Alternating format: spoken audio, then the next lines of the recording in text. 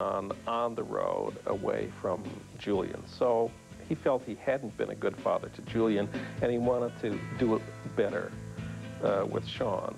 Fred Seaman shot this rare home video when Sean was 4 years old. We can play it back up on tape. Good afternoon. Good afternoon. Yeah, good afternoon. Go on. Good afternoon. And welcome to Cold Spring Harbor. When are we going to get in here? As soon as we get in, that's when we're going to get in. And that's Fred, the great cameraman from CTV. How am I going to get in as a grown-up? We're going to climb through the window and break the window open with a skunk. Daddy, don't be a joke. Look, if your daddy's a joke, it's not his fault. Ever the social revolutionaries, Lennon and Ono decided that she would take over their business affairs. Ono's family background in banking made her ideally suited to the job, as did some other, more unusual interests. John and Yoko retained the services of a great deal of people who were involved in occultism, parapsychology, paranormal phenomena, astrologers, numerologists, psychics, tarot card readers. Yoko made an enormous amount of her business decisions predicated upon the dictates of these people. A lot of this psychic consulting took place at night, in the middle of the night. Yoko sort of kept vampire hours, and I would just see these people like leaving the office when I would show up sometimes at 8:30 or 9 in the morning to open the office. Ono invested in gold and in Holstein dairy cattle. She bought historic properties for their beauty and Egyptian artifacts for their magical power. She also represented Lennon at Beatles business meetings. By 1980, the Lennon's fortune was reportedly worth $150 million. One of Ono's investments was a Long Island mansion that had belonged to the Vanderbilts. While spending time at this retreat, Lennon learned to sail. In June 1980, he chartered a yacht with a crew of experienced sailors to sail to Bermuda. He actually got more adventure than he bargained for because he ran into a major storm right near the Bermuda Triangle. And one by one, all the people on the boat dropped out and got sick. And eventually it was only John himself, strapped to the helm, who steered the boat through the storm, singing Liverpool sea shanties. I think that was one of the things that really gave him the confidence to begin working again as a musician. Because as soon as he docked in Bermuda, he started writing songs. In a fit of inspiration, Lennon composed a slew of new songs. He also reworked a few that he had begun in the previous 5 years. Back in New York, Yoko Ono was experiencing a creative spell too, composing her own songs. While Lennon was still in Bermuda, Ono put in a phone call to record producer Jack Douglas. It was almost like getting called by the CIA, because the amount of secrecy. I was to go down to 34th Street, or somewhere around East 34th Street in the East River, where a seaplane would be waiting for me. And no questions, just get on the seaplane. And then when I got to my destination, I was to be given a letter. The destination was the Lennon's Long Island mansion. There, Douglas was met by Ono, who told him, First, she said, whatever I say to you now, if you repeat one word of it, it'll not happen. And then here was this letter. It was an envelope. It said, for Jack Douglas's eyes only. I opened it up, and inside was a letter from John and a tape. And John was in Bermuda. And the letter said, I think I want to go back into the studio. Would you be interested in producing my album? Here's a bunch of songs. I think they're the same old Tell me what you think. Douglas was one of the first to hear the makeshift demos that Lennon had recorded after his 5-year exile from the music business. I listened to the songs, and they were just incredible. Fred Seaman was playing pots and pans. John was either playing piano or acoustic guitar. And, I mean, the whole thing was charming. Douglas was convinced the material would make a terrific album, but Lennon wasn't so sure. The thing that he worried most about was that the press would would find out that he was making a record, and then it doesn't come out, or we never hear from it. So he didn't want anyone to know. He was so insecure, it just like, it baffled me. And he was so on the money immediately. Meanwhile, on another island thousands of miles away, a troubled young man was becoming dangerously obsessed with his former childhood hero.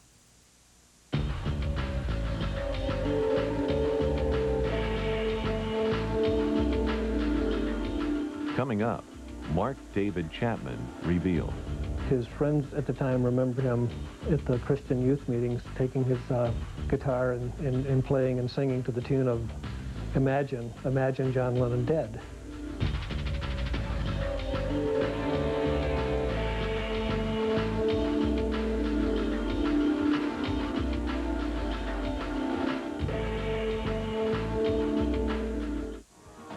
In July 1980, while on vacation in Bermuda, John Lennon awoke from a creative slumber that had lasted 5 years. In a 3-week frenzy, Lennon wrote a group of new songs and reworked others. But even as Lennon was preparing to go back into the recording studio, a dangerously troubled ex-Beatles fan was setting the wheels in motion for a deadly encounter.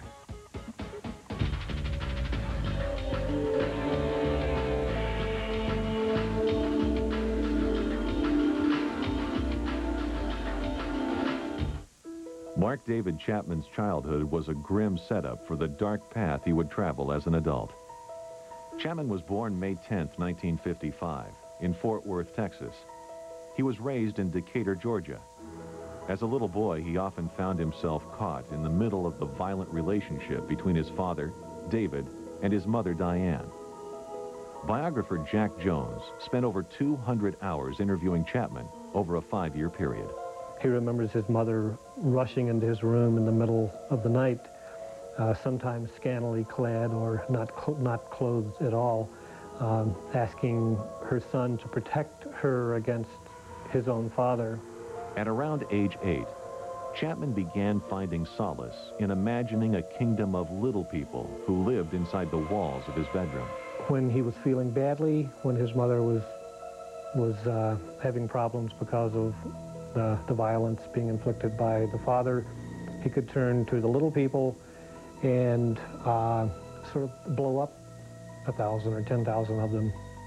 But when the little people were good, Chapman would reward them by playing Beatles music.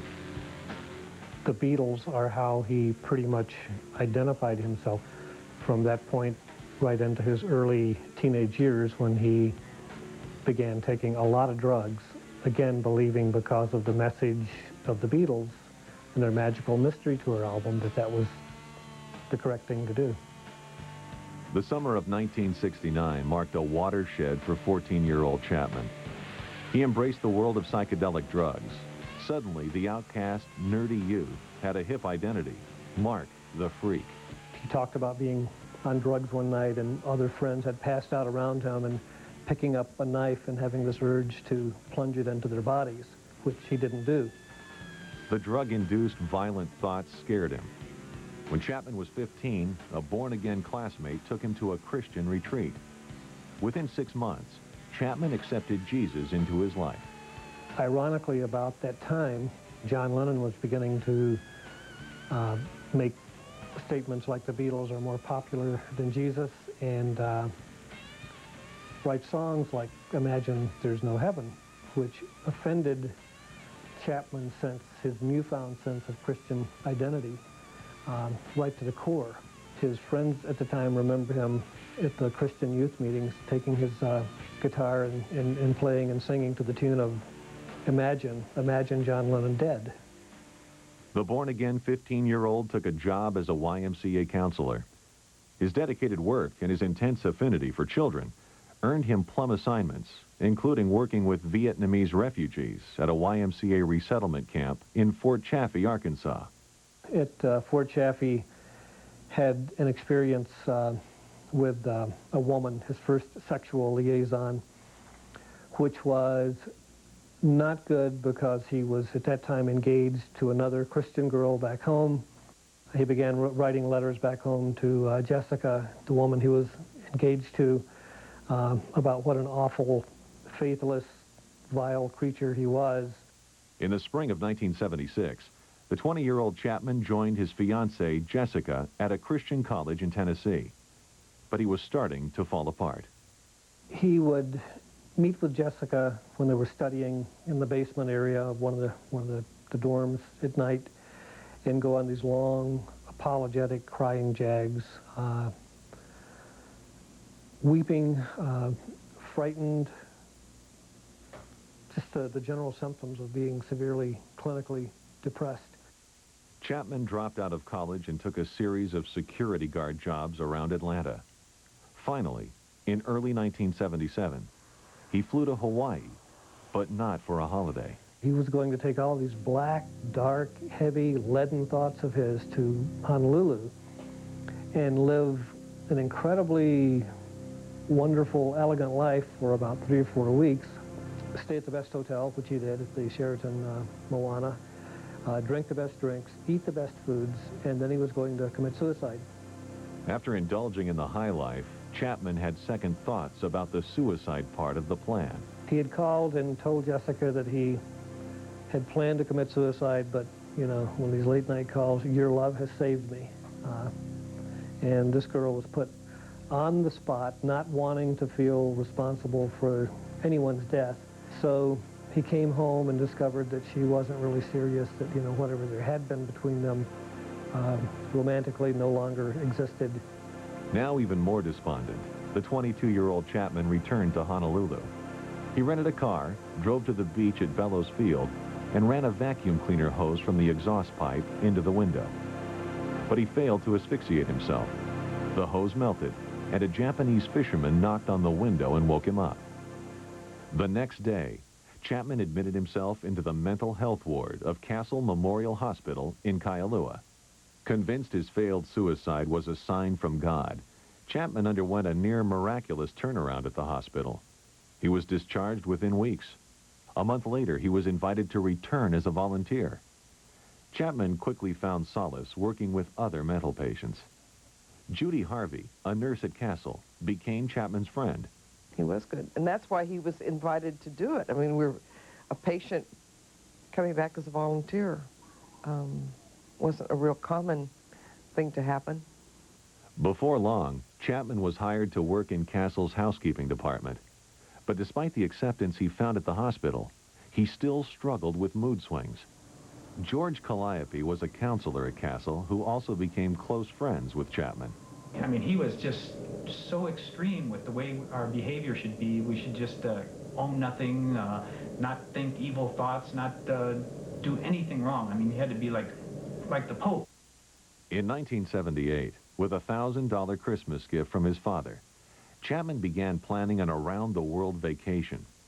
Before long, the projected holiday turned into a 40-day first-class extravaganza. A travel agent named Gloria Abe helped him plan the trip.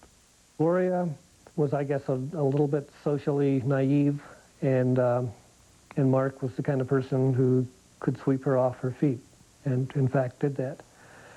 She became totally intrigued by him, totally enraptured by him. When he came back, she was there to meet him, and, you know, that was a very big deal for him. After a year-long courtship, the couple married on June 2nd, 1979, at the Windward Trinity Church in Kailua. He was 24, she was 29, but right away there were problems. Chapman was distressed that his new wife had to keep working to help support them. Feeling pressure to earn more money, Chapman took a job in Castle Memorial Hospital's public relations department, but he left after a blow-up with a coworker. Chapman's next job, as a security guard at a Waikiki apartment complex, did nothing to boost his fragile ego. He got to a point where he wasn't working at all. He was getting up in the morning at 7 or 8 o'clock and catching the tram downtown to the library, and on the way he would maybe pick up a big jug of beer, and so he'd be pretty well drunk by the time he started his day. At the library, Chapman searched the shelves for a book that would change his life. He stumbled upon not one, but two. The first was J.D. Salinger's classic novel, The Catcher in the Rye. Salinger's adolescent hero, Holden Caulfield, had a mission to protect innocent children from what he perceived as the phoniness of the adult world. The second book Chapman was drawn to was Anthony Fawcett's John Lennon, One Day at a Time. And here's a man that he believed to be living in England, an almost monastic kind of existence, devoting his life to peace. And instead, he saw a John Lennon who was a very well-off, multi-millionaire businessman. To Mark, that would be like, you know, a good, devout, contributing Catholic finding Mother Teresa in a casino somewhere, you know, living up the jet set kind of life. Chapman became obsessed with these two books.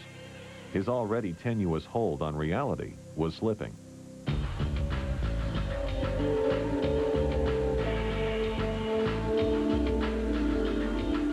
Coming up, John Lennon's secret recording sessions. He said, put the band together, but don't tell them who the record's for. And later, Chapman loses control. Gloria talks about him smashing and destroying her every earthly possession, including her phonograph and all of her Beatle albums, particularly.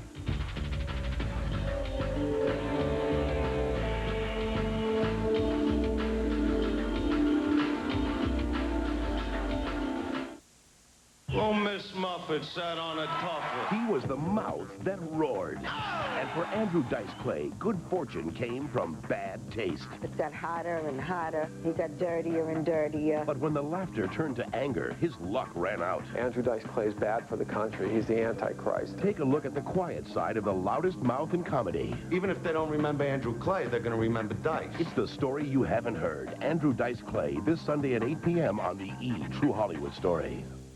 New York City, 1977. A time of endless possibilities and serial hysteria. Police received a letter from the .44 caliber killer, calling himself the Son of Sam. I'd lay 5 to 1 to kill us from right here. Touchstone Pictures presents a Spike Lee joint. In 1977, the summer belonged to Sam. Summer of Sam. Rated R. Starts Friday, July 2nd.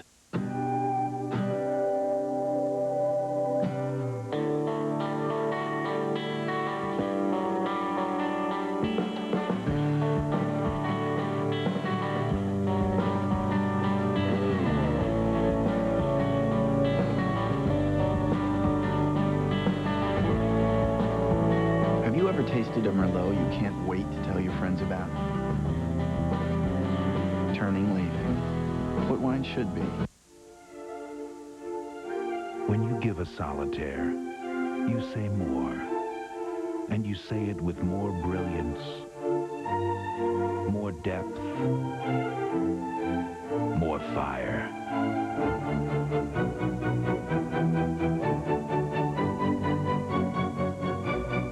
The Diamond Solitaire. A diamond is forever. De Beers. Hello?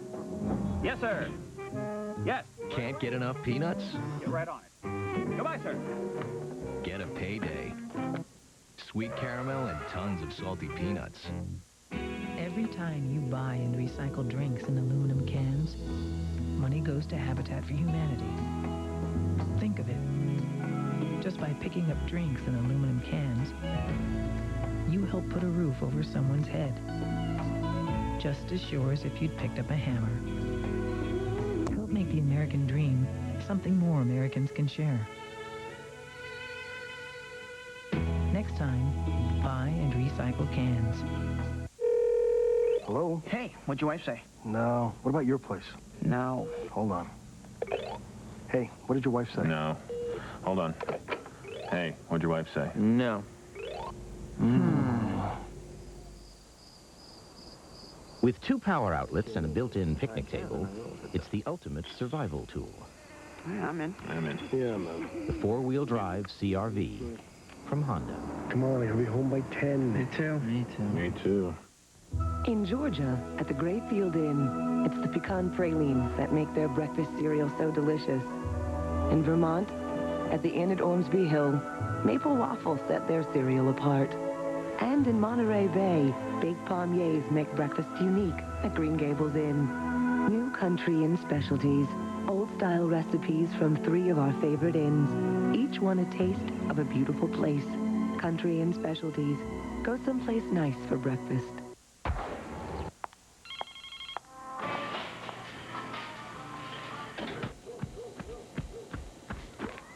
Couldn't your feet use a little indulgence? Introducing Ked Stretch. It's time to be nice to your feet.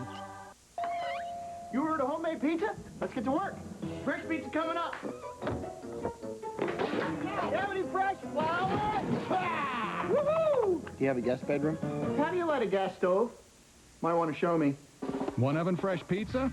Domino's makes it fresh when you call and delivers it hot in the Domino's heat wave. Domino's, made fresh, arrives fresh. I'm at the jet! Now get 2 oven fresh one-topping mediums for just $10.99. The new Domino's. You gotta taste it to believe it. This portion of E is brought to you by Domino's, delivering 1 million smiles a day.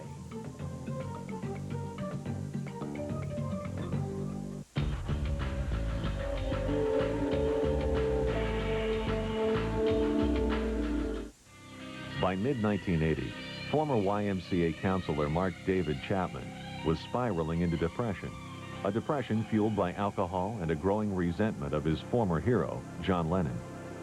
Meanwhile, his ex-idol emerged from a self-created cocoon and took his first tentative steps back into the glare of celebrity. But events were being set in motion that would cost Lennon his life.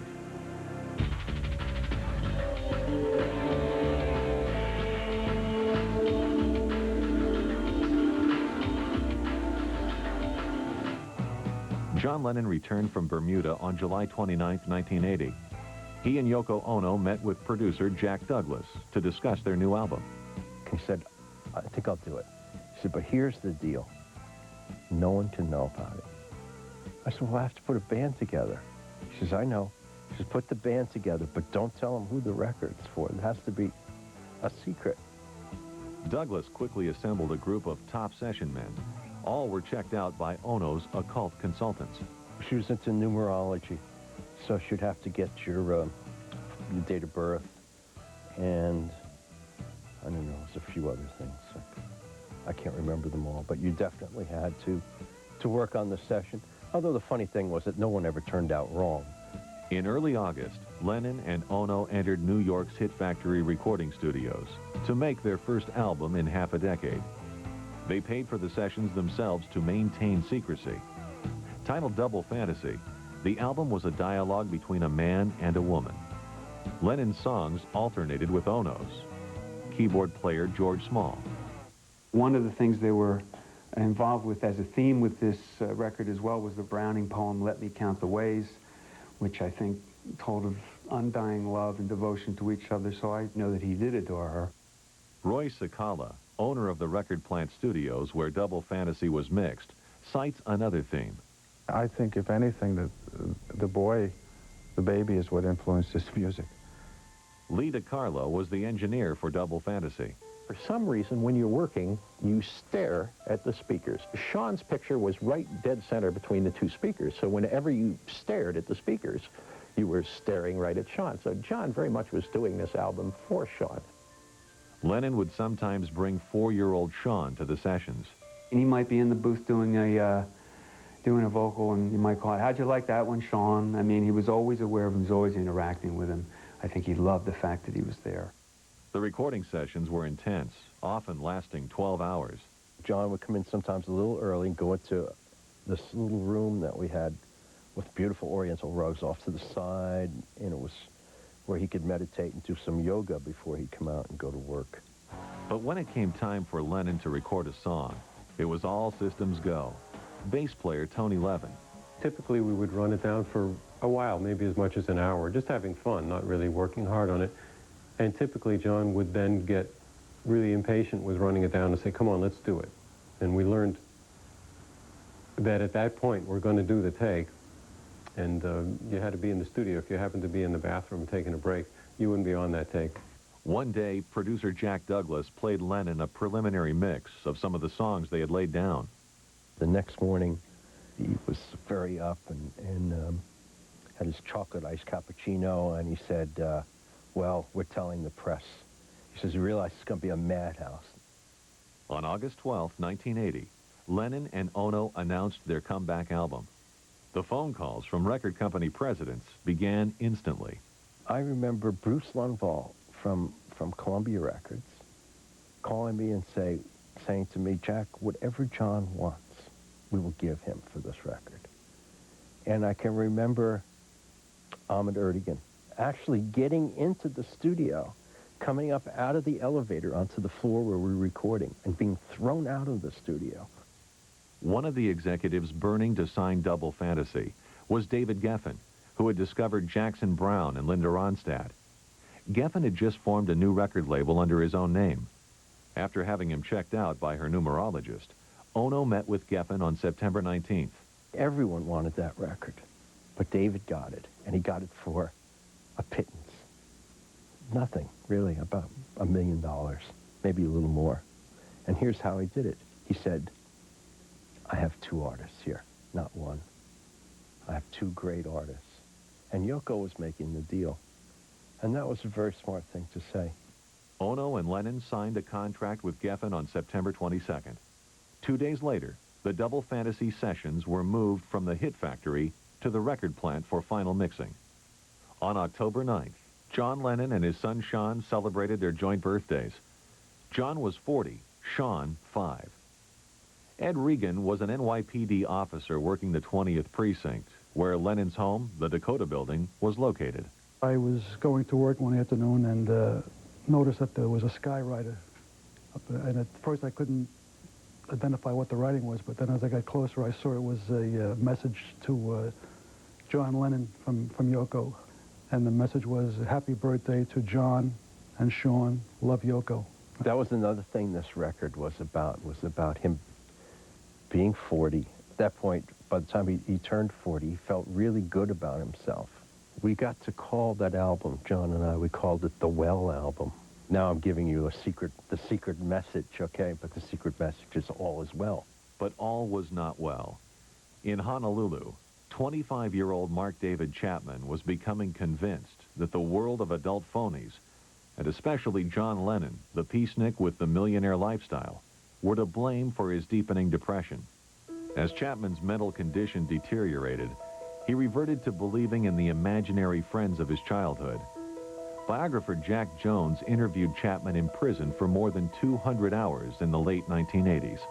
He also turned once again to the fantasy world of little people who by that time had become sort of grown up and were wearing three-piece suits and, you know, nice shoes and were the form of a corporate board to whom he had turned to help make decisions about getting his life in shape, getting his finances in shape. But the imaginary little people couldn't help Chapman out of his depression. Finally, while looking at the Beatles' Sgt. Pepper album one night, a solution came to him. He would kill John Lennon. This rare audio tape is taken from biographer Jones's interviews with Chapman. I realized that I didn't make it through, but he did. And I felt that he had sold out. I wanted him because I couldn't handle being a nobody anymore. I was choking, I was suffocating in that nobodiness. On October 23, 1980, Mark David Chapman worked his final shift as a security guard at a Waikiki apartment complex. He signed out as John Lennon. Chapman, the born-again Christian, began to pray, but not to God. He stripped naked, he prayed to Satan.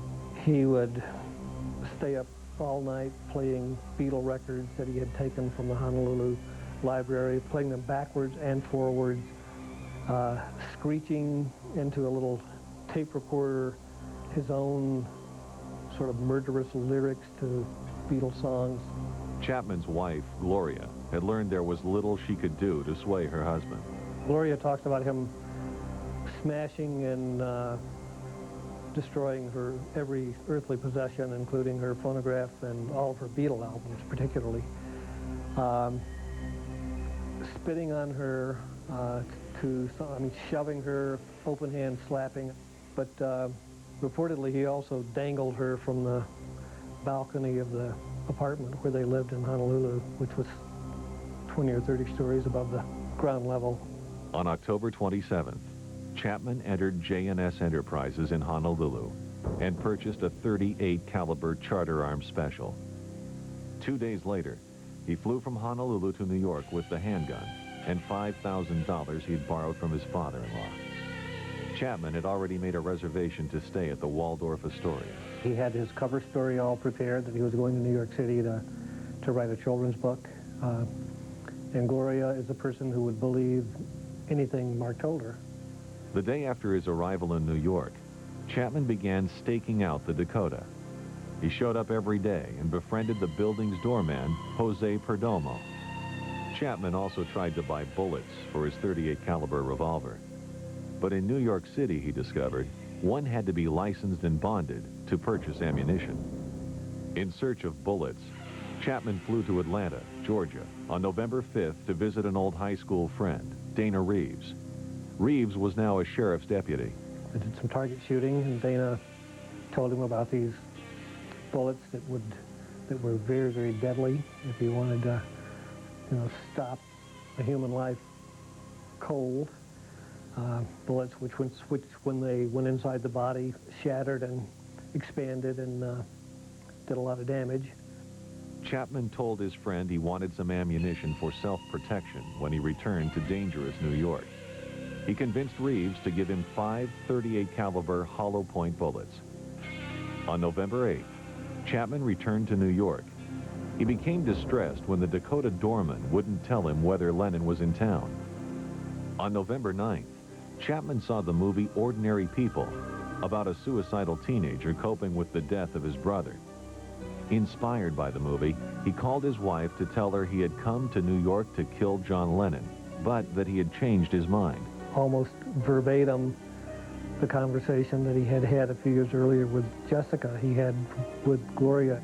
He called Gloria and said that I was going to kill John Lennon, but I love you so much. Your love has saved me. The following day, Chapman flew back to Honolulu. He threw his copy of Catcher in the Rye down a trash chute, but he didn't throw away his gun.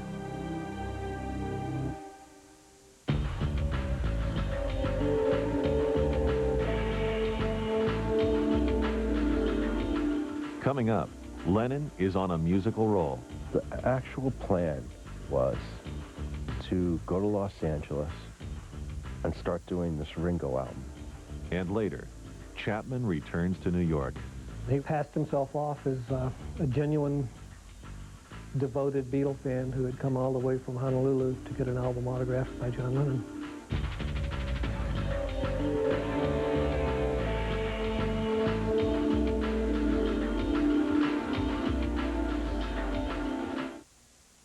She was the first black woman to win an Oscar nomination for Best Actress. So why did this diva lose her life to a bottle of booze? Mysteries and Scandals spotlights Dorothy Dandridge. Tomorrow at 7:30. Only on E! Fame and the bitch. Linda got dumped by her boyfriend, so she's out for some stylish revenge. But will Brittany Cooper's fashionable suggestions help Linda go from feeling burned to looking hot? It's E's Fashion Emergency, hosted by Emmy. Tomorrow at 6:30 Eastern and Pacific, only on E! The machinery of the V ship emits a small shock whenever an obscenity is uttered. South Park, bigger, longer, and uncut. This is sweet! Rated R. Starts June 30th, only in theaters. Recognize this, folks? Sure you do. It's $1. You want to know why George Washington looks so ticked off? It's because he remembers when a buck was worth something. Nowadays, you're lucky if you can buy a pair of used socks at a garage sale for under $1. Well, cheer up, Georgie boy. At least you can get all your long-distance calls for only 99 cents. That's right. Just dial 1010-220, and all calls up to 20 minutes are only 99 cents. And just 9 cents a minute after that. No fees, no switching. So if you want to talk up to 20 minutes for only 99 cents, just dial 1010-220 first. At Circuit City, we have everything you need for your computer. From software and hardware, printers, high-speed modems, memory, or you can design your own system. Right now at Circuit City, save $225 on this E-Machines computer with 15-inch monitor and color printer, just $499.99 after mail-in rebates. Our knowledgeable sales counselors will help you find just what you're looking for, and you'll always get a guaranteed low price. Save on your new computer today at Circuit City. There's one sport we're all into. It's got its own shoe, its own uniform, and now its very own drink. Introducing Real Lemon, Real Lemonade, made for the sport of relaxation. With that fresh squeezed taste from Real Lemon, a new liquid concentrate that makes Real Lemonade so easy and delicious, it gets its very own cheer.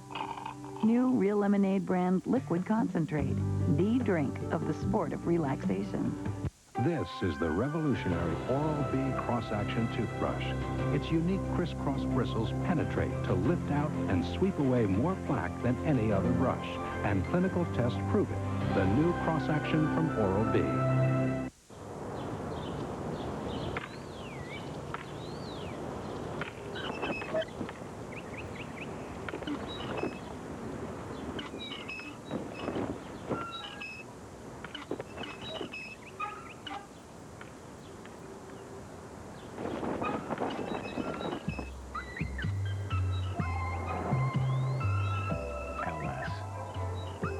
Big thing from Saturn. The mystery, the adventure of Disney's Tarzan, now in theaters, is only as fun as your nearest McDonald's. Your heart will pound, your pulse will race. You'll get a surprise. Buy a McFlurry dessert or Chicken McNuggets. Feel the thrill, feel the tab. Get a surprise every time. Wild offers or free food. Even the all-new Chevy Tracker. There's only one place on Earth to find this kind of heart-pounding suspense. Did somebody say McDonald's? Get connected to the biggest celebrities, the latest showbiz news, and more. It's the world of entertainment at your fingertips at www.eonline.com or AOL keyword E. There's more than seashells down by the seashore. Go wild on the beach. This Sunday at 9, only on E. You already know Auto World of Hartford, where you buy like new for less. Well, did you know you can lease like new for less, too? Choose from over 400 used vehicles in stock, now available for sale or lease. Lease a 1996 Audi A6 Quattro for only $229 a month. Or lease this 1996 Lexus LS400 for just $379 a month. Auto World of Hartford, the used car leasing giant. If you're in debt and have equity in your home, call Upland Mortgage. Upland solves financial problems for hundreds of homeowners every day. We find a solution to get them out of the bind. Get an easy loan from Upland. Easy Loan consolidates all your bills into one low monthly payment, saving you hundreds every month. People love making one payment each month. It's so easy. Regardless of your credit history, Upland can help. Call Upland today. It feels great to call people and say you're approved.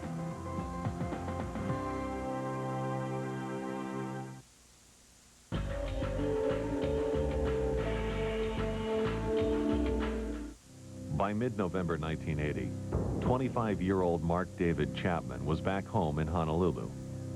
He had gone to New York City intent on killing his former idol, John Lennon. But at the last minute, Chapman lost his nerve.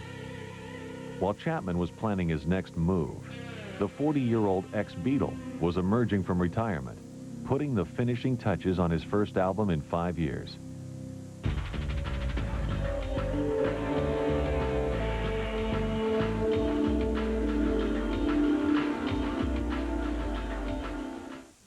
On November 14, 1980, John Lennon officially ended his self-imposed 5-year retirement from the music industry.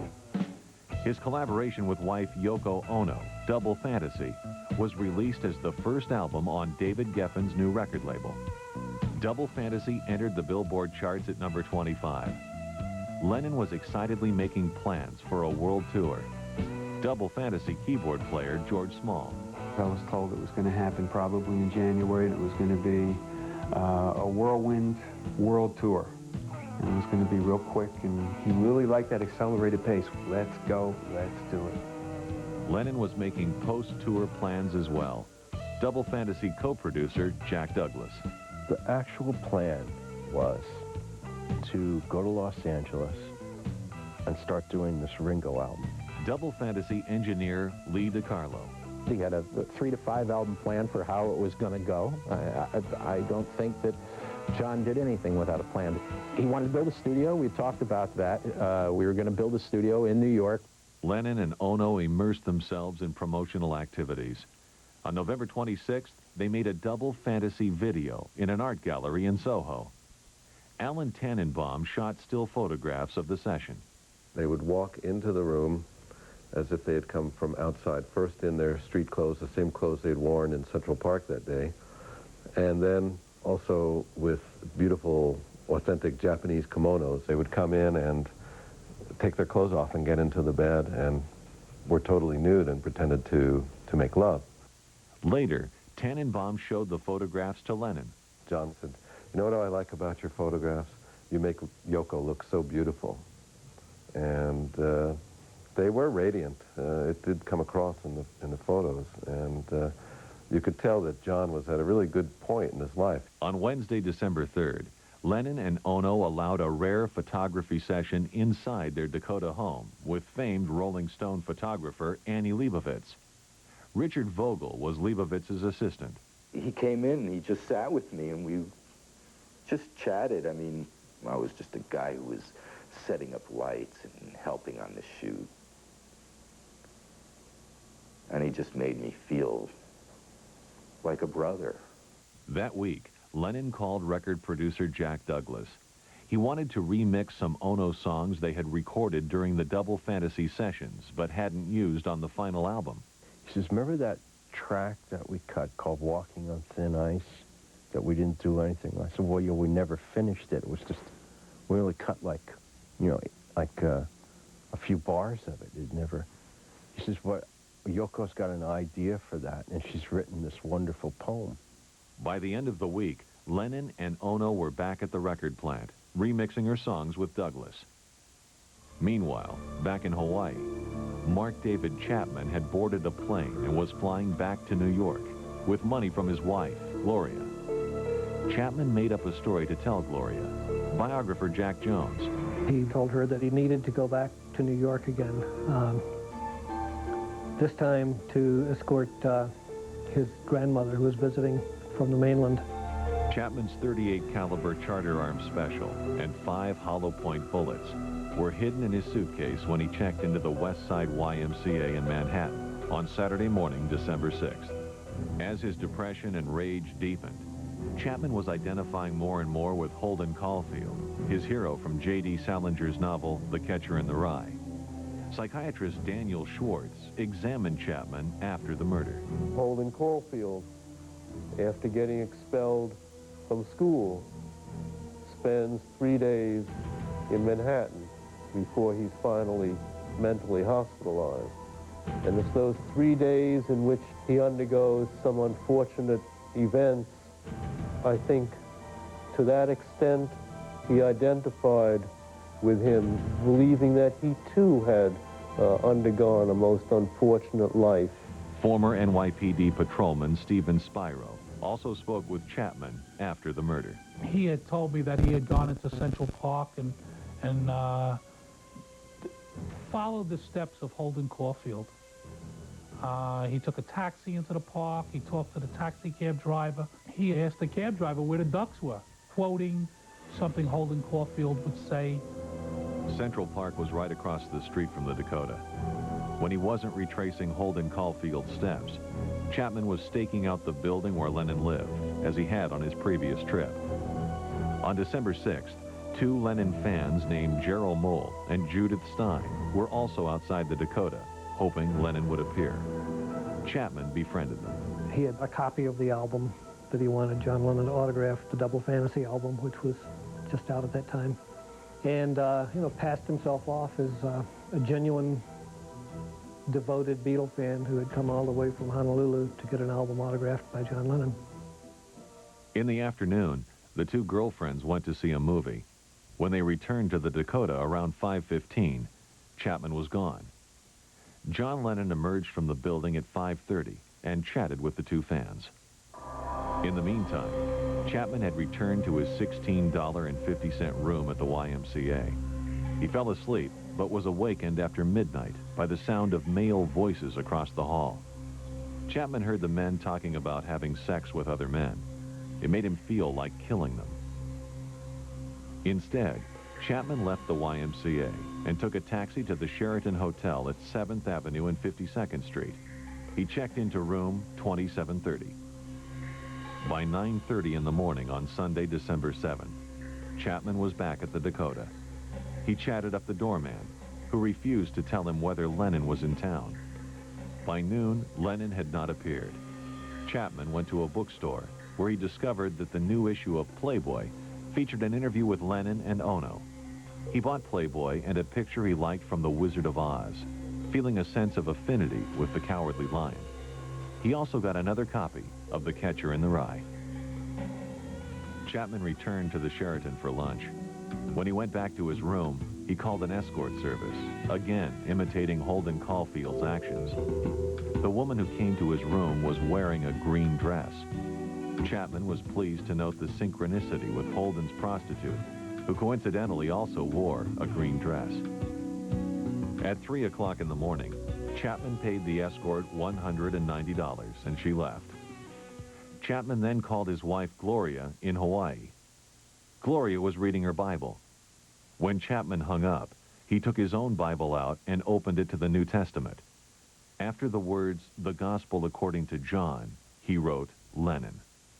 He then set his alarm for 9 a.m. He had a busy day planned.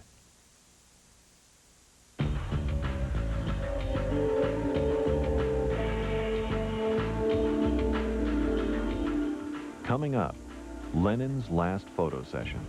Both of us were, in shock. First of all, seeing John Lennon naked. And later, a terrifying tragedy unfolds.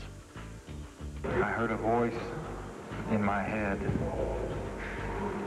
not audibly, but in my head, saying, "Do it, do it, do it."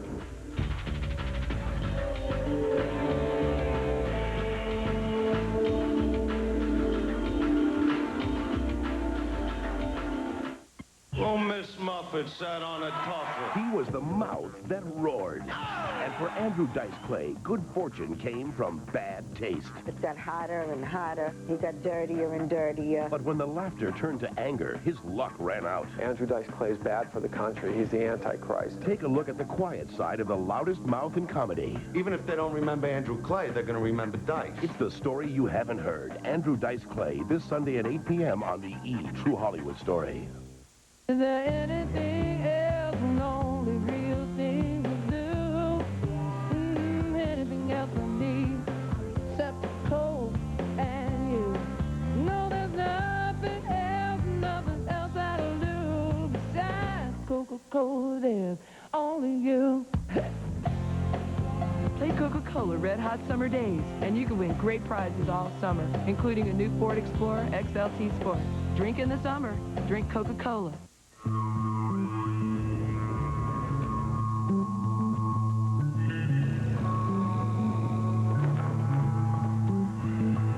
When should we support the Olympic athlete? Just before winning the 5th gold medal? What if we supported them during their rise to the nationals?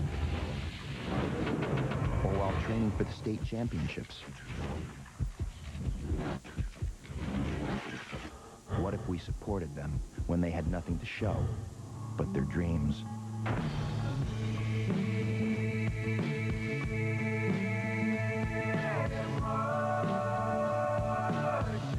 UAW and General Motors, together, are committed to supporting tomorrow's Olympians and their families, today and into the future.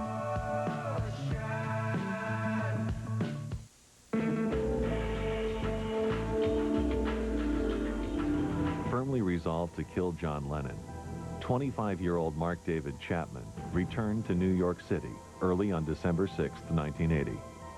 He spent 2 days staking out Lennon's home at the Dakota Building and retracing the steps of Holden Caulfield, his hero from The Catcher in the Rye. Meanwhile, the 40-year-old Lennon was busy promoting his comeback album, Double Fantasy, and mixing some new songs by Yoko Ono. Lennon had no way of knowing he was being stalked by an obsessed ex-fan.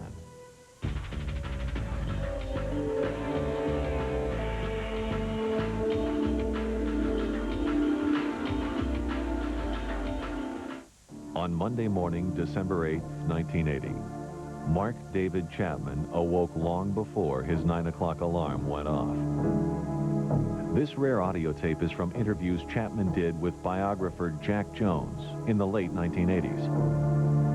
I somehow knew that this was it, that this was the day. So I laid out on the dresser of the hotel room just a tableau of everything that was important in my life. I practiced what it would look like to the police officers coming into the room. I was leaving what I was and going into a future of uncertainty. And again, tremendous feelings of Holden Caulfield and The Catcher in the Rye, and the paragraphs and the sentences of that book were flowing through my veins. My very soul was breathing between the pages of The Catcher in the Rye.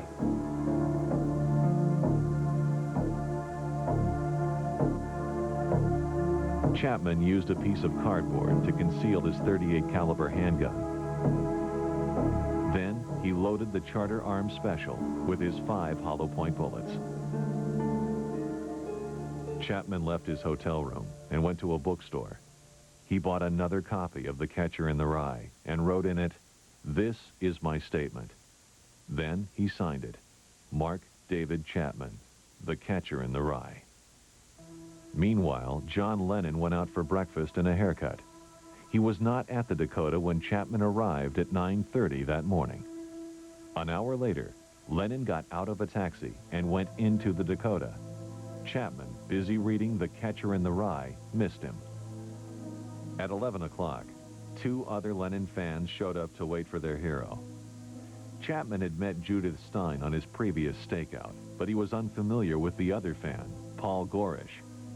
Gorish was a supermarket security guard who spent his free time taking pictures of Lennon. Chapman had his copy of Lennon's new album, Double Fantasy, and showed it to Stein and Gorish. Former NYPD patrolman Stephen Spiro. And he said, "Would you think John Lennon would sign this for me?" And the people who were Beatles fans hanging outside said, "Sure he will, no problem at all." Inside the Dakota, John Lennon was sitting for his second session of pictures with Rolling Stone photographer Annie Leibovitz. Richard Vogel was Leibovitz's assistant. I can't remember if it was particularly a preconceived notion she had, but we were there and she just asked him to take his clothes off. And he immediately took his clothes off.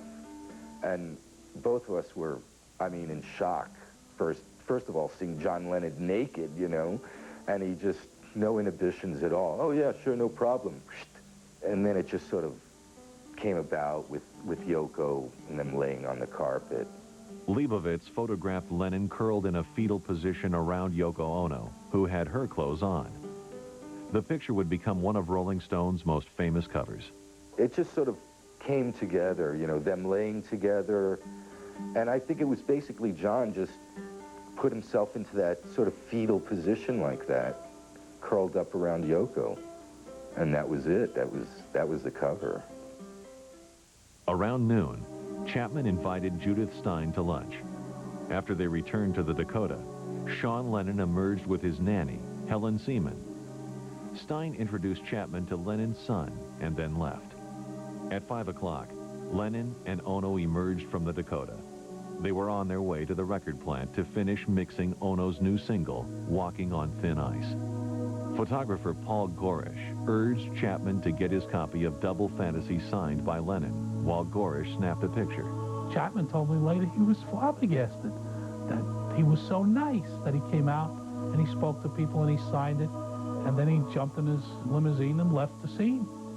By 5:30, Lennon and Ono were at work. Lennon called his assistant, Fred Seaman, the nephew of Sean's nanny, Helen Seaman. Lennon asked Fred to bring over some tapes. Seaman arrived around 8. John was hanging out there with Jack Douglas, David Geffen, and Yoko, and they were playing back the final song that they'd been working on, which was Walking on Thin Ice, which was going to be released as Yoko's single. Outside the Dakota, Chapman continued to wait in the cold night air. At 8 o'clock, Paul Gorish told Chapman he was leaving and encouraged him to go too. Chapman insisted on staying. "What if you never see him again?" he said to Gorish. "What if something happens to him?" By 10:30, Lennon and Ono were pleased with their mix of Ono's song. Lennon and Douglas agreed to meet the next morning at Sterling Studios to make a master. He was very excited about the song. The last time I saw him, he was standing there in that jacket and with a big smile on his face and saying, "See you at 9 in the morning, Sterling." Lennon and Ono's white limousine drove north along Central Park West, turned left at 72nd Street, and stopped in front of the Dakota's entrance at 10:50. Chapman was still waiting. I see a limo pull up to a stoplight, and I know that it's him. I have this incredible feeling. According to former NYPD Detective Ron Hoffman, Ono noticed Chapman. She seems to remember a boy in a blue jacket nodding to her, and she seems to remember nodding back to him. He nodded hello. Maybe he was nodding goodbye. Then John Lennon emerged from the car. He had a demo tape of Walking on Thin Ice in his hand. I heard a voice in my head, not audibly, but in my head, saying, "Do it, do it, do it." Strong voice impelling me to pull the gun out, to shoot him. And as he looked at me and I looked at him, I nodded, and I think he recognized me. And as he passed me, I went down in a crouched position and aimed at his back.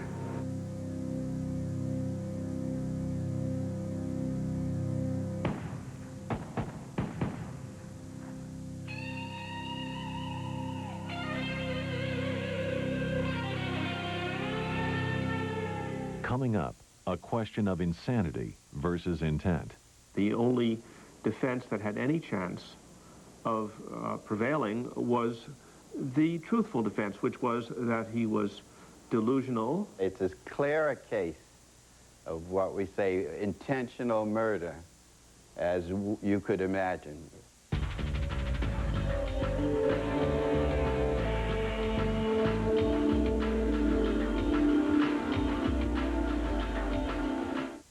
There's always something new at eOnline. This week, click on Gossip and you're on your way to the best celebrity dish. And while you're there, take in a live chat with Ted Casablanca every Thursday at 6 at Tea with Ted. And we've got the inside scoop on the world's top celebrity vacation escapes in Hollywood on holiday. Plus, up-to-the-minute entertainment news, gossip, previews, and reviews, live webcasts, and cool interactive games. And click on MovieFinder.com for your complete movie connection. It's all on eOnline. Find it on AOL. Check it out. The Muppets are taking over the summer. People of Earth, do not be alarmed. This guy's a freak show. And returning to the big screen with a bang. I'm a alien! Wow! Join Kermit, Piggy, and all your favorite Muppets. Gonzo. Bingo. Huh? On the wildest space adventure of all. This is Miss Piggy with Alien Exclusive. This is my story. Muppets from Space, rated G. Only in theaters July 14th. Yeah, they stink.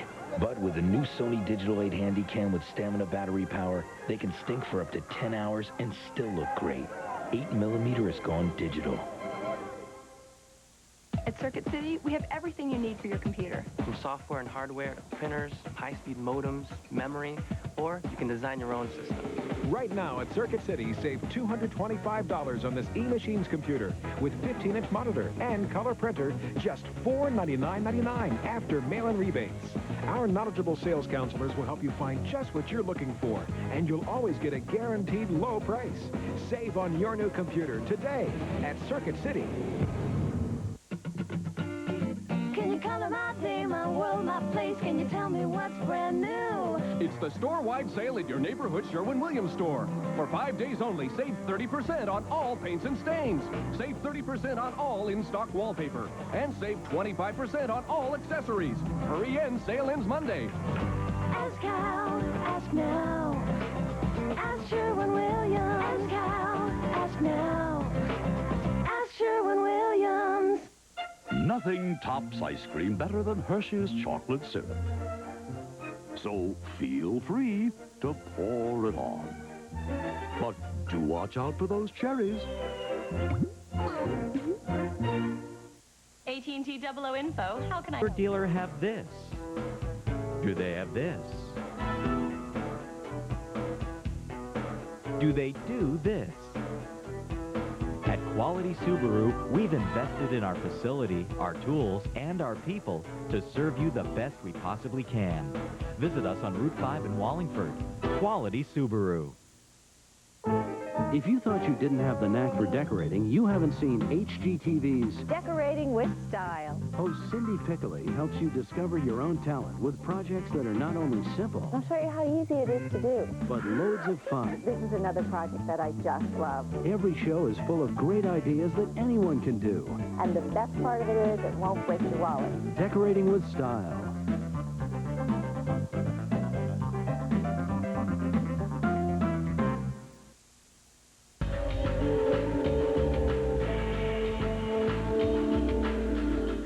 At 5 o'clock on the evening of Monday, December 8th, 1980, John Lennon and Yoko Ono left their Dakota apartments together for the last time. Before he climbed into a waiting limousine, Lennon signed a copy of his new double fantasy album for an autograph seeker, Mark David Chapman. When Lennon and Ono returned home at 10:50 that night, Chapman was still waiting outside the building. As Lennon walked into the driveway of the Dakota, Chapman assumed a combat stance, aimed his handgun, and pulled the trigger.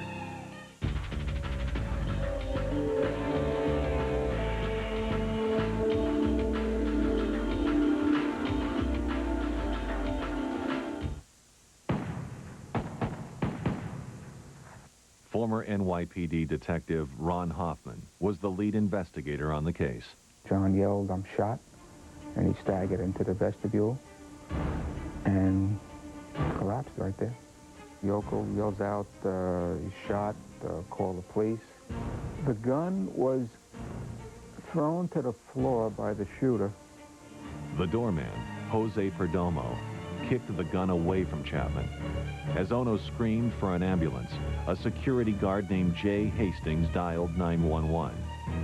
Former NYPD patrolman Stephen Spiro was in a radio car with his partner 2 blocks away from the Dakota building when the call came in. Man shot, 1 West 72nd. 7825, code 6. Maybe 30, 45 seconds later, we pulled up outside the Dakota and somebody pointed into the alleyway saying, "That's the man doing the shooting." I went up against the wall next to the Dakota before going into the alleyway, which is the driveway. And I had my revolver out at the time. And I pointed it into the driveway area where the man had pointed. And there was a gentleman standing there with his hands in the air. I grabbed the suspect around the neck and turned him and used him as a shield to ward off anybody that might be there thinking that maybe it was a robbery. At that point, the doorman at the Dakota, Jose, said, "No, he's the only one." 2 other officers found Lennon lying on the floor of the Dakota vestibule. They made a determination that they couldn't even wait for the ambulance, which may have taken 5 or 10 minutes. They threw him right in the radio car and took him right over to Roosevelt Hospital. Ono was taken to the hospital in a second police car. Back at the Dakota, patrolman Spiro was handcuffing Chapman. I said, "You know, are these clothes on the floor yours?" And he said, "Yeah, the coat is mine and the book is mine too." Thinking nothing of, all right, fine, the book is yours. So I picked it all up and we took him to the car. He was really aware of what was happening. I mean, when you look back and you say, the man, they took off his outer garments, he dropped the gun, he didn't run away, there was a subway station, 50 yards away. He could have vanished into thin air. He said to me, "Don't hurt me. Don't let the press hurt me." As Spyro was reading Chapman his rights, John Lennon was being rushed into the emergency room. Dr. Stephen Lynn was director of Roosevelt's emergency department. The staff sprung into action not knowing exactly who it was that we were dealing with. It was when we began to undress him and took his identification out of his pocket that we realized that number one, there was a tremendous amount of money in this wallet, and number two, the ID card said John Lennon. In fact, the staff in the emergency department said, no, this is impossible, this is another person. And only when Yoko Ono followed about a minute later did the staff say, oh my God, this is the real thing. An ABC News producer also happened to be in the ER. The TV producer raced down the hallway of the emergency department as soon as he knew what was happening and saw who was in the emergency department and made a call to ABC. Moments later, sportscaster Howard Cosell interrupted his ABC Monday Night Football broadcast to announce that John Lennon had been shot. In New York, the response was instantaneous. Guy Luthen was in his apartment across the street from the Dakota. We began to hear this noise, and it was a sort of steady building noise, and it was enough to get us back to the window to see what was going on. And there was literally a wave of people converging from both sides onto the Dakota, which was really a dramatic event because it raised the hackles on the back of your neck.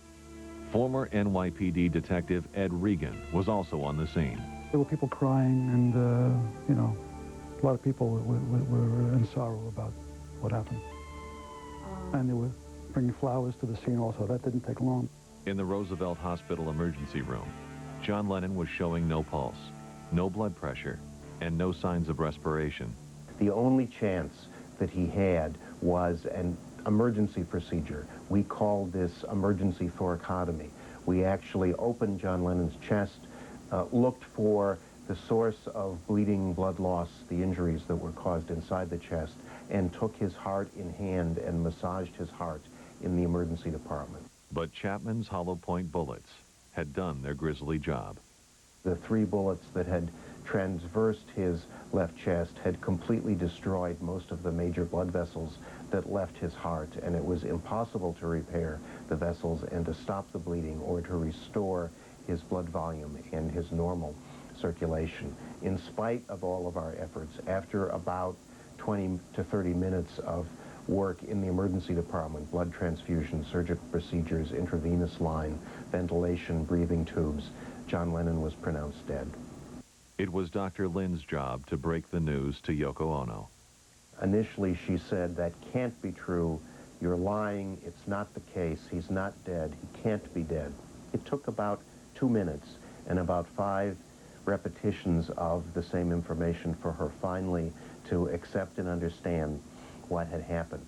It was fascinating to me that as soon as she accepted and understood what was happening, her immediate response was, please don't tell the press until I have an opportunity to go home and tell my son what has happened. Ono snuck out through an unlit side entrance, accompanied by David Geffen. But the press saw Ono's waiting Rolls-Royce and converged. We actually had to ask the police to assist us literally to get the door open so that she could walk across the street and get into her car and go home. Press corps pandemonium greeted Dr. Lynn when he stepped out to Roosevelt's courtyard at 10 minutes after midnight. There was a significant injury of the major vessels inside the chest, which caused a massive amount of blood loss, which probably resulted in his death. Meanwhile, at Manhattan's 20th precinct, Lennon's killer was searched and put into a holding pen. He had, if I remember correctly, about over $2,000 on him. And we confirmed later that it was given to him by his wife. Chapman was then taken into the interrogation room by Patrolman Spyro and homicide detective Peter Mangiacavallo, who had a special task. It was his job to go in and extract a confession from the suspect if he could get it. Unfortunately, you know, I couldn't leave because Chapman thought, well, since this guy didn't beat me up, he's the guy to trust.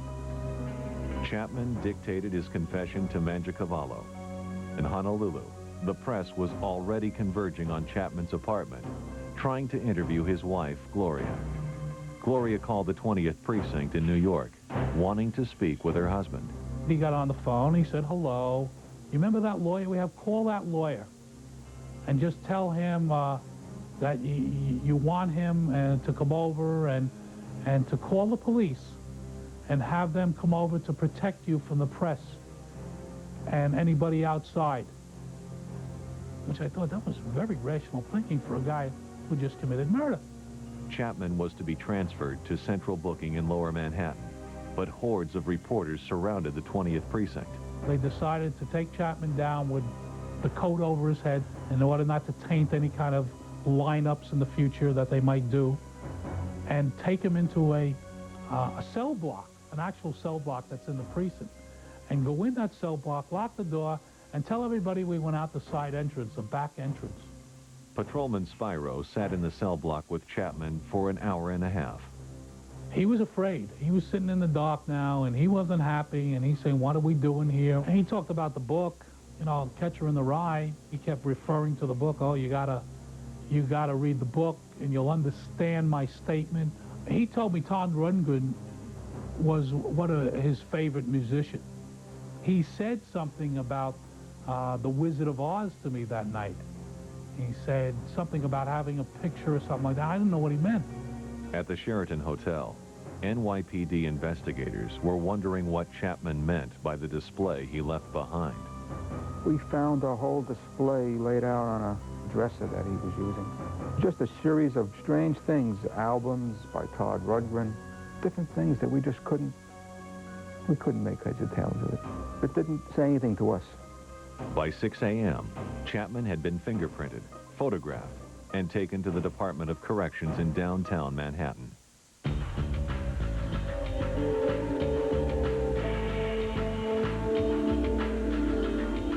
Coming up, the world reacts. Everybody was talking about it and feeling horrible, and then the radio stations were playing the Double Fantasy album and Imagine kind of nonstop. And later, Mark David Chapman at Attica. He became violent, stripped naked, hung from the bars of a cell.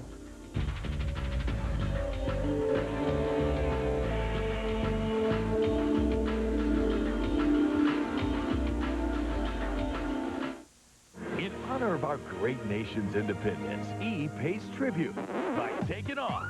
Go around the world in 6 short hours as E throws a summer beach party. Get ready for the time of your life. Hang 10 in Hawaii. Hang loose in the Mexican Riviera. And let it all hang out in Ibiza. Get wild about your independence. It's E's Summer Beach Party, starting this Sunday at 9 p.m. right here on E. The mystery, the adventure of Disney's Tarzan, now in theaters, is only as fun as your nearest McDonald's. Your heart will pound, your pulse will race. You'll get a surprise. Buy a McFlurry dessert or Chicken McNuggets. Feel the thrill, feel the tap. Get a surprise every time. Wild offers or free food. Even the all-new Chevy Tracker. There's only one place on earth to find this kind of heart-pounding suspense. Did somebody say McDonald's? There's one sport we're all into. It's got its own shoe, its own uniform, and now its very own drink. Introducing Real Lemon, Real Lemonade, made for the sport of relaxation. With that fresh squeezed taste from Real Lemon, a new liquid concentrate that makes Real Lemonade so easy and delicious, it gets its very own cheer. New Real Lemonade brand liquid concentrate, the drink of the sport of relaxation.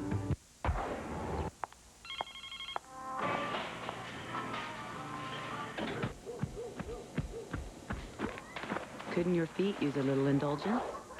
Introducing Ked Stretch. It's time to be nice to your feet. After 100,000 grueling test miles, we challenged a new Civic to follow us for another 100,000. Because at Kia, we're so obsessed, every test mile counts. Will you look at that? 173,000 miles! Beneath this case, again?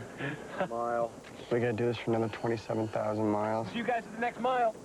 Kia. Do we make a reliable car for $2,700 less than a Honda? Darn right. Do we need counseling? Probably. Get up to $2,000 cash back on a new Sophia. Hey, Dad, can I bring Mom back for show and tell? Ooh, I got a better idea. How about that picture of you with the snake? Yeah, cool. How about your first birthday? What? Picture CD from Kodak and Intel puts your pictures on your PC, so you don't have to worry about damaged prints, lost negatives, It's just a lot of pictures. or finding that special picture. Bye, Daddy. Wait, I found it. Starting with your next roll of film, get a CD with your prints. Walk over there and I'll take a picture of you. The incredible power of Duracell Ultra. It's lovely, Julian. That's lovely. Wait a minute. By the statue. Cameras get faster flashes. Up to 100 more pictures. That's it. Lovely. Let yourself go. Duracell Ultra, with a concentrated power force to give more life to your high-tech devices. Oh, yes. Work it. Duracell Ultra, more power, more life. Remember when everything felt new, clean and cool, like the scent of new spring water from Dial, the most trusted antibacterial soap of all. Doesn't that feel better? The sun will rise.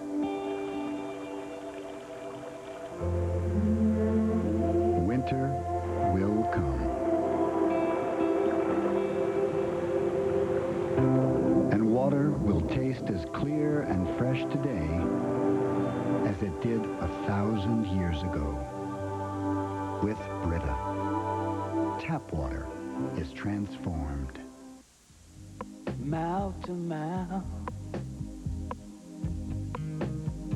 She's perfect. Cheek to cheek. She wants me. He likes to be touched. He. Baby, you're my loving. She's mine. He's mine. Sexuality. Emporio Armani, the two new fragrances. Get together. Get connected to the biggest celebrities, the latest showbiz news, and more. It's the world of entertainment at your fingertips at www.eonline.com or AOL keyword E.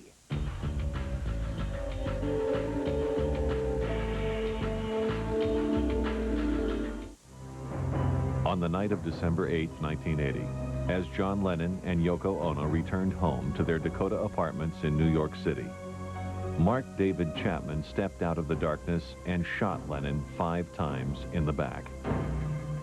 Chapman was caught immediately and booked for murder, but his hollow point bullets had done their damage. Despite heroic efforts by the emergency staff of New York City's Roosevelt Hospital, 40-year-old John Winston Ono Lennon was pronounced dead at 11:15 p.m.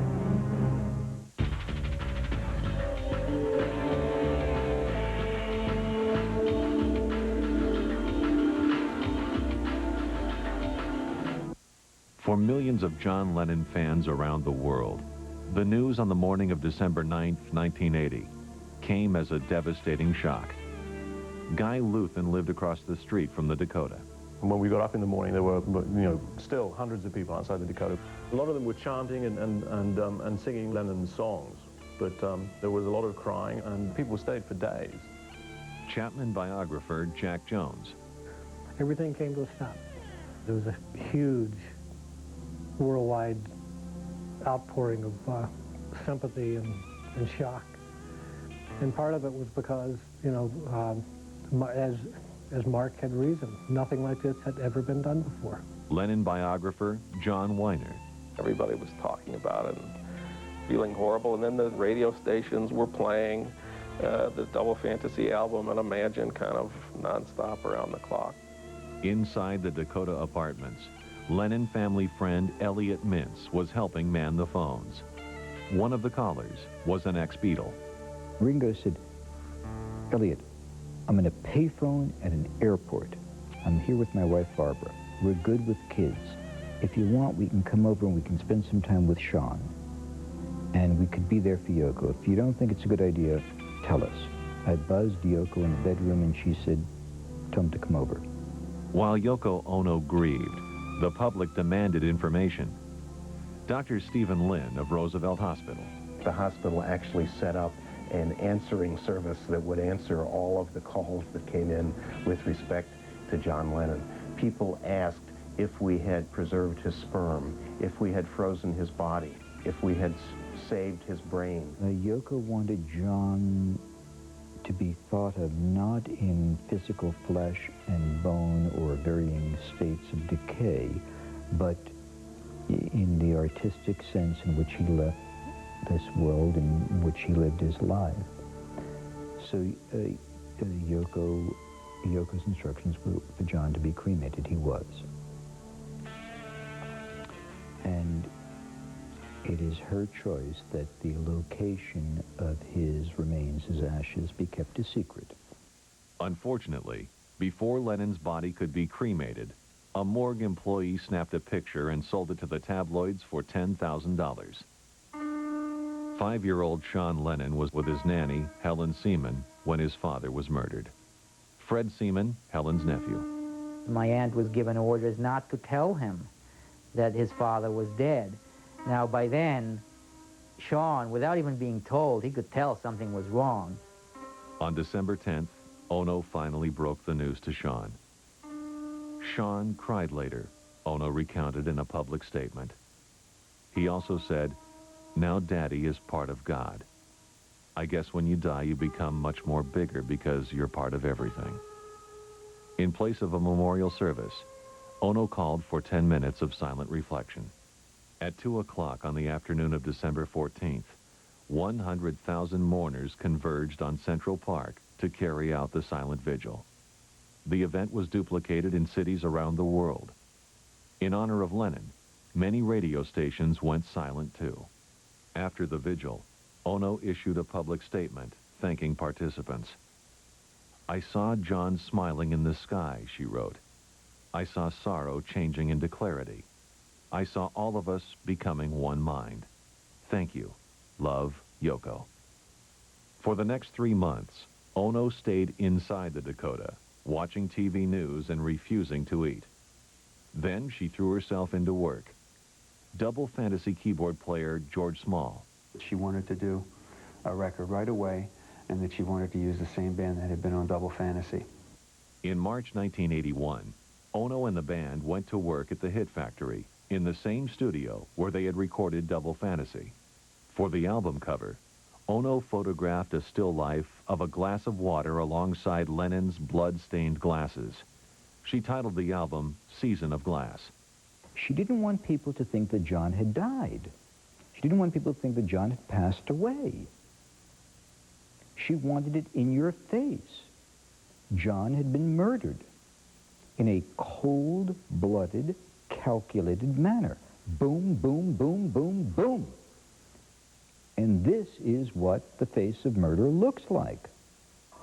Less than 24 hours after shooting John Lennon, 25-year-old Mark David Chapman was charged with second-degree murder, New York's stiffest charge at the time. He was transferred to the psychiatric ward at Bellevue Hospital, where he was placed on suicide watch. Chapman spent the next weeks alternating between Bellevue and Rikers Island Prison. Jonathan Marks was appointed Chapman's lawyer. Marks remembers his first meeting with Chapman at the courthouse. He was terribly scared. He was afraid, as a matter of fact, that a mob was going to come and storm the courthouse and lynch him. Indeed, extraordinary measures were taken to protect Chapman. He was taken to and from court in literally a caravan of police cars, followed by an ambulance. He was in a van without any windows. He was taken to the van in a bulletproof vest. There were police officers wearing bulletproof vests themselves, flak jackets, carrying automatic weapons. On January 6, 1981, Chapman entered a plea of not guilty by reason of insanity. It was very clear from the outset that Mark was disturbed and that the only defense that had any chance of prevailing was the truthful defense, which was that he was delusional that he was suffering from a mental illness. A trial was scheduled to start in early June 1981. Mark spent months preparing an insanity defense, which depended heavily on the testimony of psychiatrists. They found that he was suffering from fixed delusions. That specifically, he believed that he was being controlled by a committee of little people, that he believed that he had almost a divine mission to promote the Catcher in the Rye, and that he was the reincarnation of Holden Caulfield. But on June 8th, Chapman had an epiphany.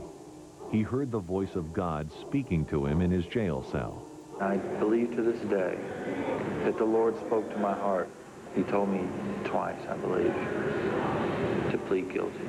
I didn't question him. Chapman stunned the court when he showed up 2 weeks later and pleaded guilty, abandoning his insanity defense. Former Judge Dennis Edwards presided over the case. I was completely surprised. I was surprised because neither attorney at any point prior to this Friday afternoon, had ever suggested. It was always a question of, let's fix a trial date. Chapman biographer Jack Jones.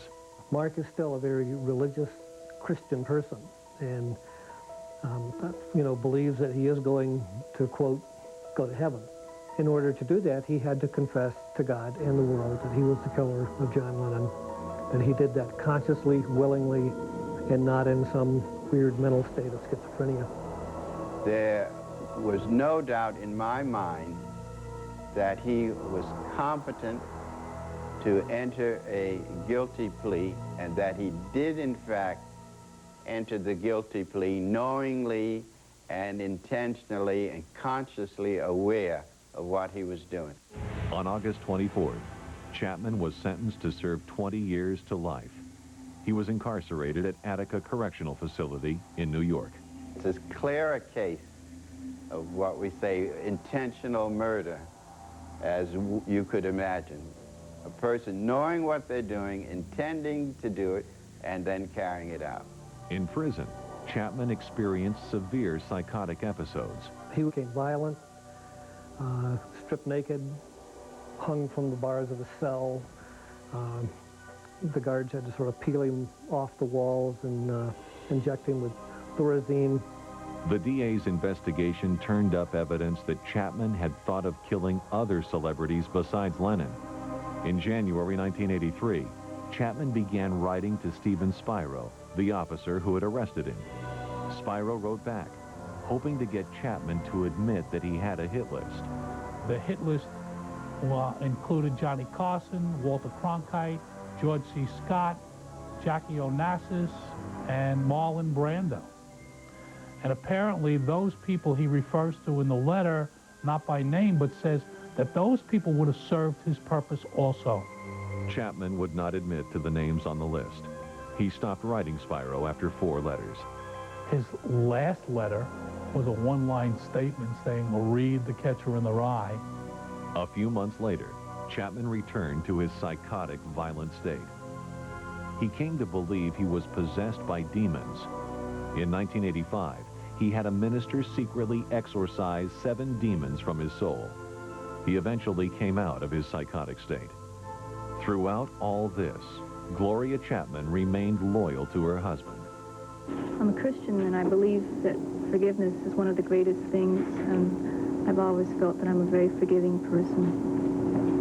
And I have not yet not forgiven Mark for anything he's done. Chapman's friend, George Calliope. I believe she's one of those people that says if she's going to marry somebody, it's going to be for life, no matter what. As for John Lennon's widow, Yoko Ono had to deal with more than just the murder of her husband. Ono was subjected to a bomb scare, break-ins, and death threats. In the year after Lennon was killed, Ono spent more than $1 million on personal protection.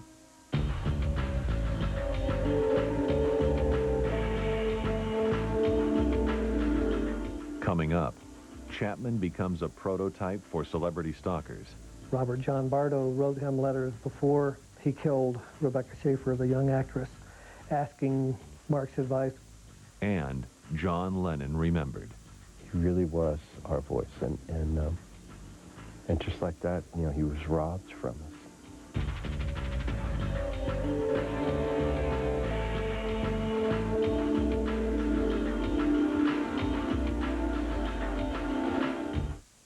A trailblazing comedian. You are auditioning for the role of Tarzan. An unlikely sex symbol. He was sexy because he got women. An overnight success. Arthur, obviously in 10, were the standouts. Dudley Moore seemed to have it all together, but a string of flops and 4 failed marriages. In this lifetime, I've been condemned.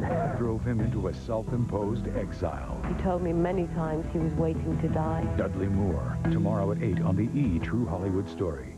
This summer, The machinery of the V-chip emits a small shock of electricity whenever an obscenity is uttered. South Park, bigger, longer, and uncut. Rated R. Starts June 30th. Only in theaters.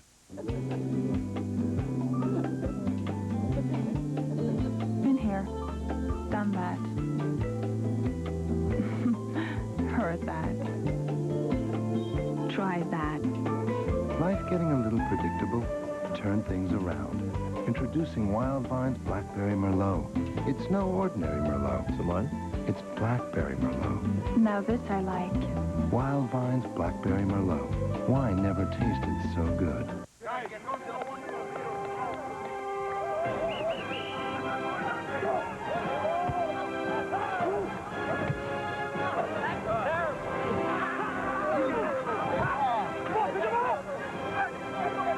Yeah, they stink.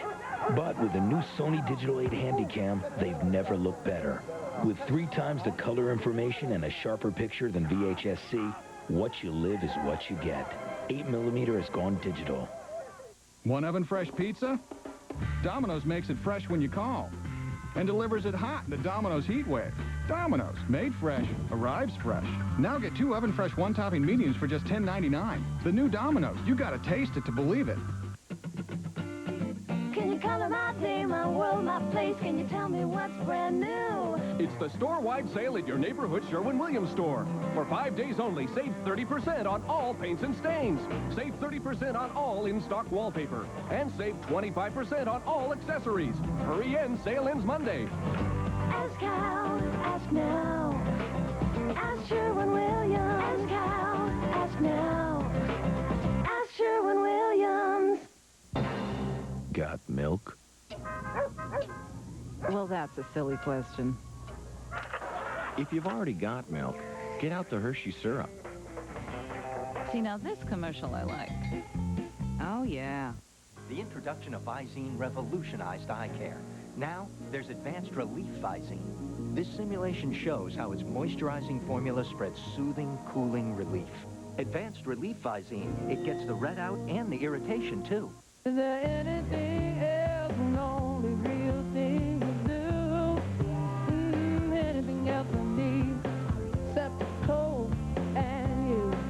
No, there's nothing else that'll do. Besides Coca-Cola, there's only you.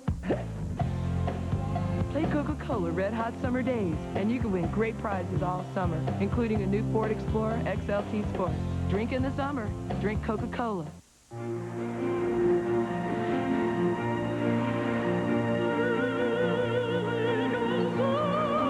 We gave it exhilarating performance and the ultimate in luxury. Because we believe a great luxury car should do more than just take people where they want to go. It should bring them to their feet. The 1999 RL from Acura. This portion of E! is brought to you by Acura, where luxury and performance come together like never before. Hi, I'm John Henson. The next edition of Talk Soup is so hot it's almost illegal. So you better wrap your TV in brown paper. Tonight at 10 p.m. Eastern and Pacific, only on... Visit Auto World's Planet Hyundai Superstore and see the all-new 99 Accent, the least expensive new car on the planet. For only $79.95, you get AM/FM cassette, dual airbags, and much more, including the Hyundai Advantage, America's best warranty with 10-year and 100,000 miles of coverage. Now America's best value is backed by America's best warranty. Come in and get the best deal on the planet at Auto World's Planet Hyundai Superstore. Exit 33 off I-91. Open Sundays noon to 5. I have the key to light. What's your typical day? Well, I'm a new recruit. I'm new, so they get me up at 5 because they say that my hair isn't trained yet. Come on, right here. Come on, baby. Okay. Where you going now? Come back here. Well, she was cute. I think that my favorite part of the day is the time that I get to spend with John. Oh, Mama. John taught me to love myself. Man, I'm pretty. Johnny Bravo, part of Cartoon Fridays. Fridays at 7:30. You with us?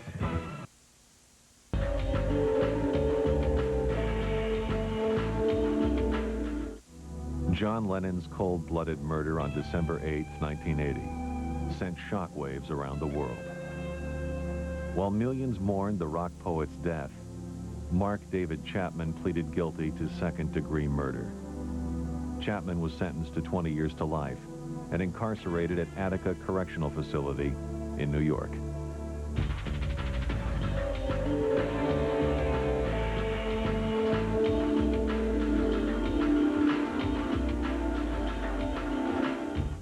John Lennon has the dubious distinction of being the first celebrity to be assassinated.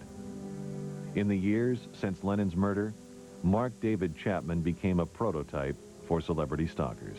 That's another area where I think, Mark carries a lot of guilt. He knows that he was the catalyst for the Rebecca Schaeffer murder. Robert John Bardo wrote him letters before he killed Rebecca Schaeffer, the young actress, asking Mark's advice on what it felt like to kill somebody famous. Also inspired by Chapman's act, John Hinckley Jr. stalked Jodie Foster.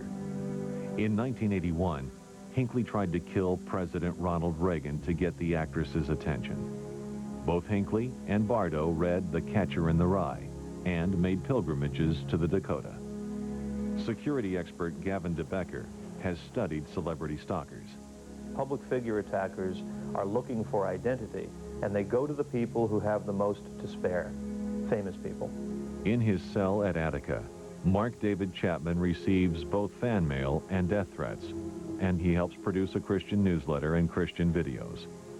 His wife, Gloria, has conjugal visits 4 times a year. Chapman is eligible for parole in 2001. For millions of John Lennon's fans, his murder wasn't just the end of a life. It was the end of an era. Lennon summed up the 60s. Lennon kind of personified the hopes, the dreams that we had in the 60s, that the world could really be a different place, a place of peace, a place of equality, not just more of the same or a slightly reformed version of the status quo. All that reached a kind of definitive and ultimate stopping point when Lennon was killed in 1980. I mean, you really had to say the dream is over. All the things that we thought, our generation, he voiced for us.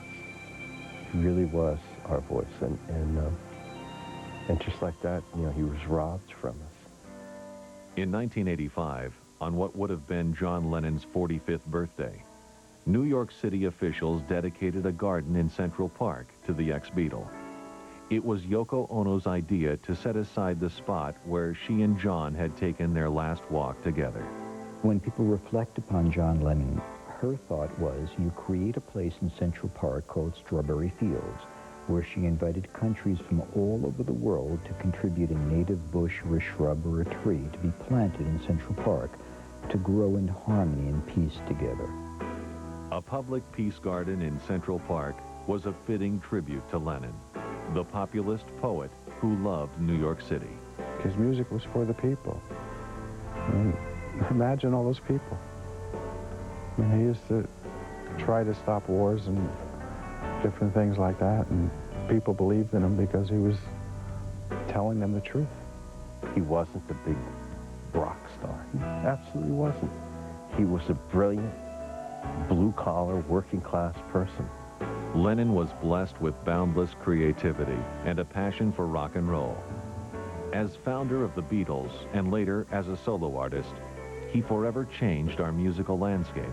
Everything that we do now we owe to the Beatles, and John just being, you know, absolutely radical. Lennon's music was the best of all of them. And to have that person come back, that artist come back, that's what I was excited about. And to lose that artist was losing one of the greatest artists that the world has ever seen. The world lost a great artist, but a family lost a father. You know? And that was sad. So. But Lennon was also a political activist, a feminist, a social experimenter. As a cultural icon, his impact extended far beyond his music. It was not that he was so different from all of us. It was that he was so much like us, which is the reason we're talking about him 18 years later. The guy changed the world. He didn't use a gun. He didn't use money. He didn't you know, try to bully anybody. The guy changed the world with music, with love. I mean, it was really a true thing with him. Our generation really lost a guide. When things got a little bit out of control, there was always John. He could always go on TV. There was always a cause that we'd always listen. And without his voice for quite a few years there, I think we all lost our way. And I think that's how the world changed.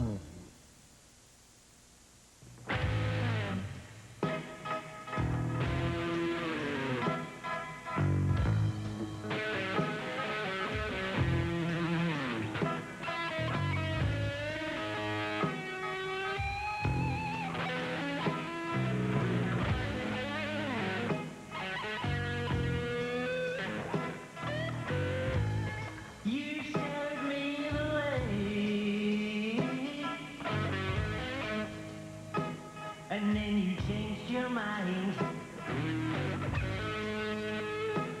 And then the saddest days, oh yeah, they shot you down.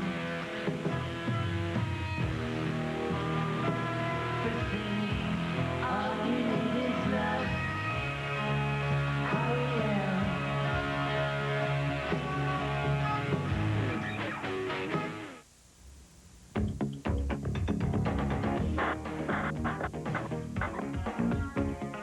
Cavemen were found to be very sophisticated eaters. And now does this That work for sucker. hemorrhoids? What's for dinner, freckle butt?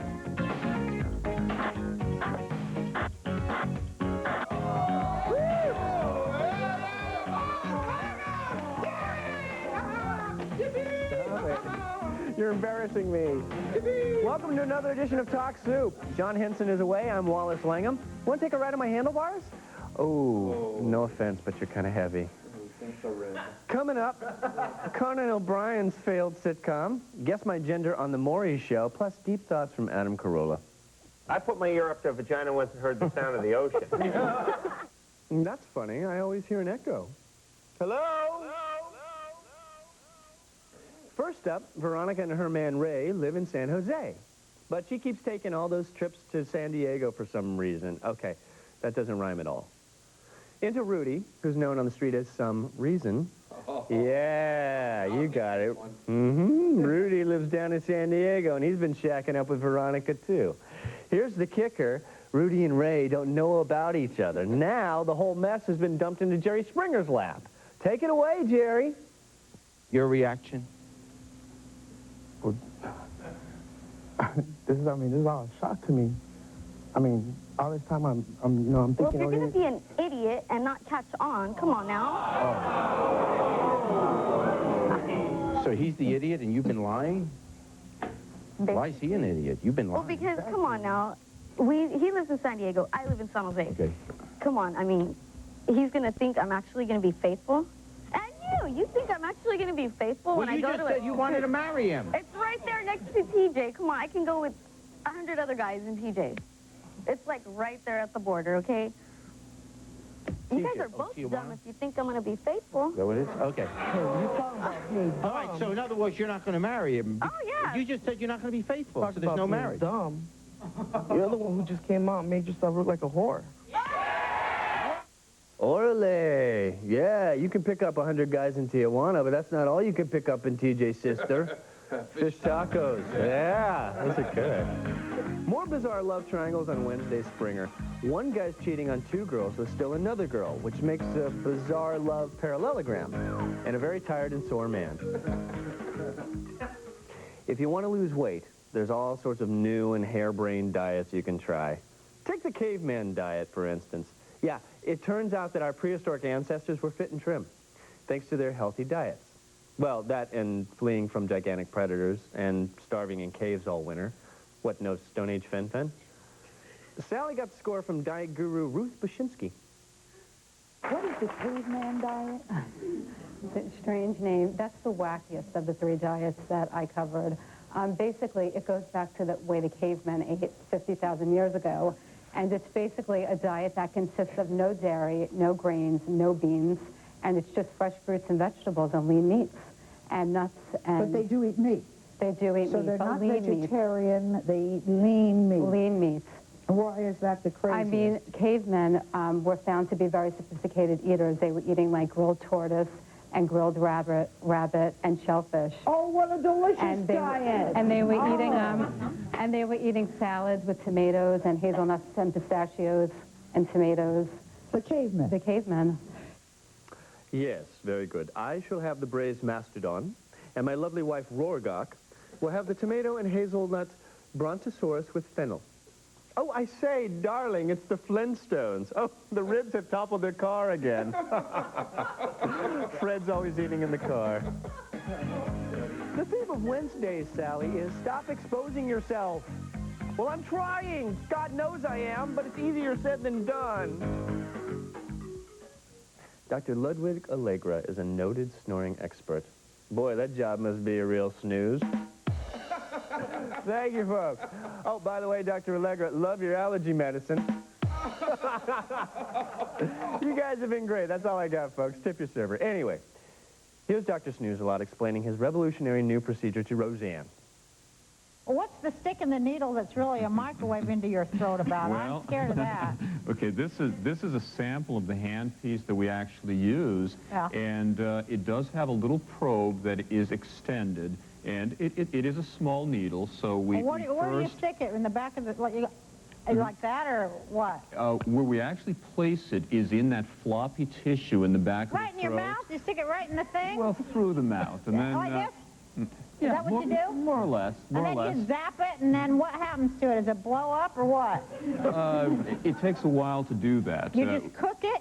What do you do to it? What we do is basically we heat it to a defined temperature, deliver energy into it, and Yeah. then over about 6 weeks, it'll slowly tighten. So we're volume reducing. You're shrinking it. We are shrinking it.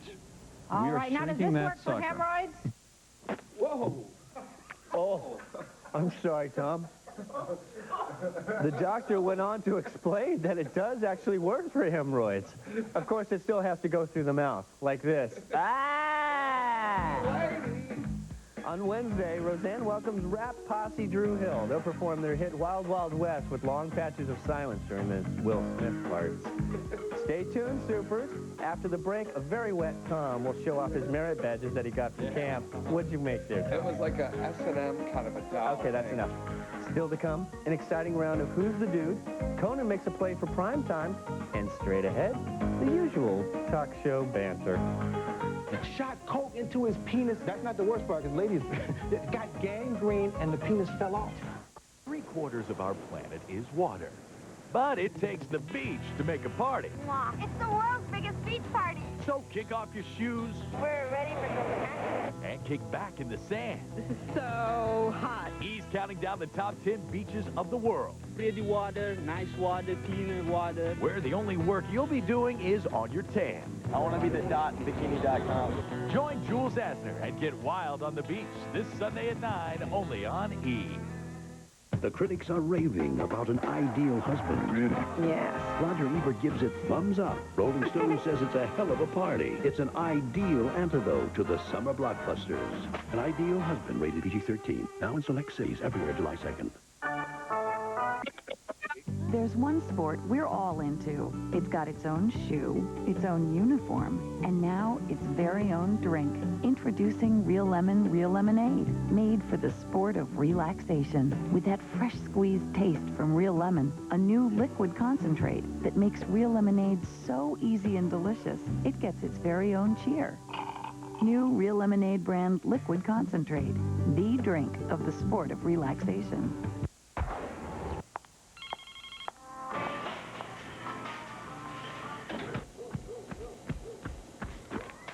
Couldn't your feet use a little indulgence? Introducing Ked Stretch. It's time to be nice to your feet.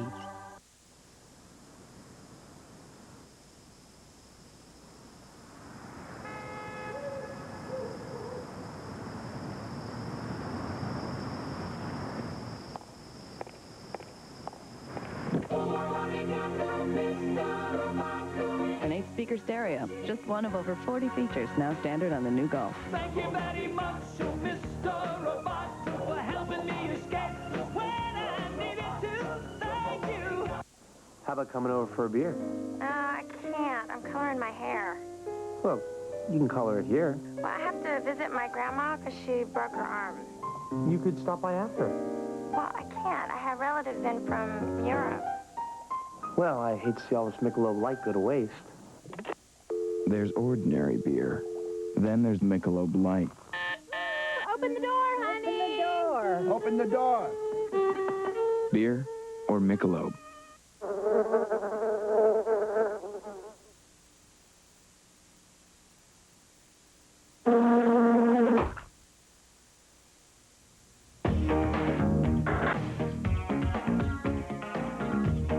Hey, it's Doc Soup. John Henson is receiving his massage therapy license, and not a moment too soon, my neck is sore. I'm Wallace Langham. This Tonight Show clip features the hilarious Arsenio Hall. Did he legally change his name to Hilarious? Anyway, he dropped in to talk about a not-so-funny topic, drugs. Well, actually, it turned out to be kind of funny. I mean, I'm not saying drugs are funny. Although, I was at this one party where Robert Downey Jr. walked through this plate glass door, and... yeah, I guess you had to be there. I read an article where this guy, drugs have just taken us over. This guy shot cocaine into his male private, let's see, it was 12, penis. Right. Shot coke into his penis. That's not the worst part, because ladies, it got gangrene and the penis fell off. No, you're not. No, he's not making. That's a real story. That was a real story. And I'm saying, first, there's nothing funny about this. Then I'm thinking, no, this guy could help. Let him do PSAs for anti-drugs. I mean, hire that guy, because we've been watching the guy with the egg and the skillet. This is your brain. No, that's an egg, man. What they need to do, it's not working. Commercials been on forever. What they need to do is hire this guy. You don't even need a great writer or cinematographer. Just stand him up in front of a white background, and he don't even have to speak, just point. You know, I actually used that story to sober up a friend of mine. I said, look, man, your name's going to be Andy Dickless if you don't get straight. Whoa. No, I mean kick drugs. Wednesday on The Tonight Show, Jay welcomes Michael Jordan. The basketball legend will publicly beg the NBA to stop airing that damn commercial with him and the soccer girl. Less soccer, more Tweety. Although Conan O'Brien is the current king of late night, he's always had primetime aspirations. Haven't we all? He even tried a pilot for NBC, but sadly the network bigwigs passed on it. The show was called A Couple of Mutts, and it starred Conan and a lovable pooch named Triumph. It was a kind of an Odd Couple meets Beethoven. Here's a peek at the hilarious pilot episode. Triumph!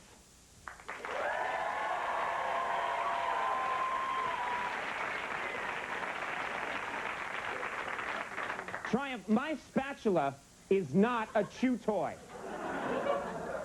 Yeah.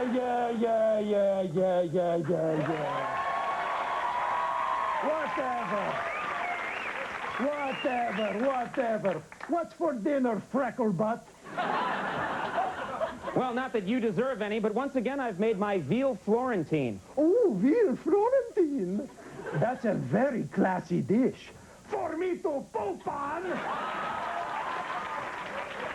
a minute.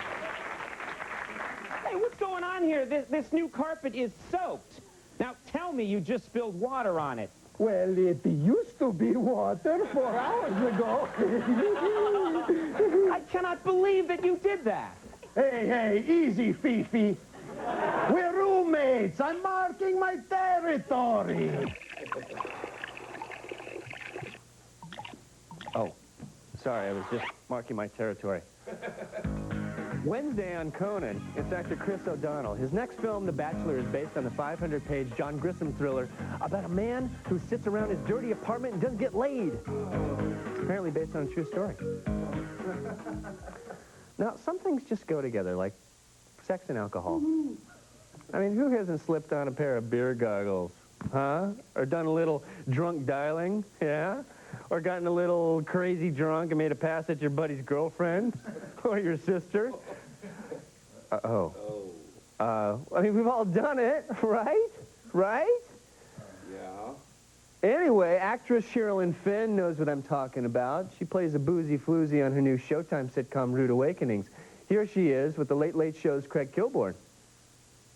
She has a sense of humor about her life, about the situation she's in. She's not real victim-oriented. She realizes she has these problems and is kind of blunt about them. That's good. Yeah, it is good. We don't like the victim mentality. No. Yeah, we don't like that. No. Check your negativity at the door. Be positive. Try to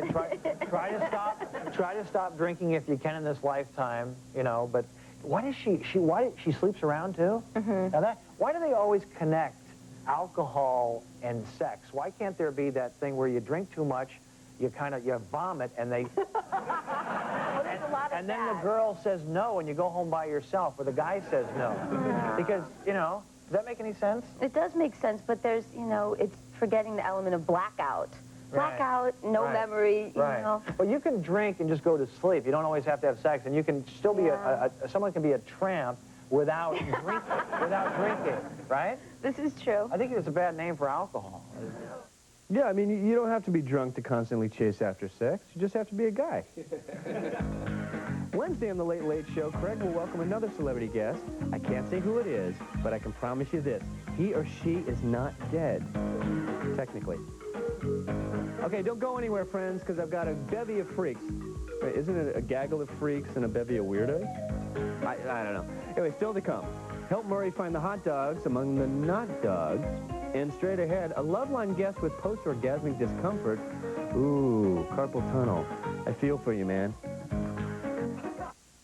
In Georgia, at the Grayfield Inn, it's the pecan pralines that make their breakfast cereal so delicious. In Vermont, at the Inn at Ormsby Hill, maple waffles set their cereal apart. And in Monterey Bay, baked palmiers make breakfast unique at Green Gables Inn. New country Inn specialties, old-style recipes from 3 of our favorite inns, each one a taste of a beautiful place. Country Inn specialties. Go someplace nice for breakfast. Announcing the 1999 Huggies Ultra Trim Diaper, America's driest. Only Huggies has new aerodynamic breathe-dry engineering. It now lets up to twice as much fresh air in to keep skin drier than any other diaper. Test drive the 1999 Huggies Ultra Trim for skin that's dry, beautiful, healthy. Hit the road in America's driest diaper. Huggies Ultra Trim. Hi. At Snapple, we know the pressures facing young fruit today. How easy it is to go bad, start hanging with the bad crowd, mixing with preservatives.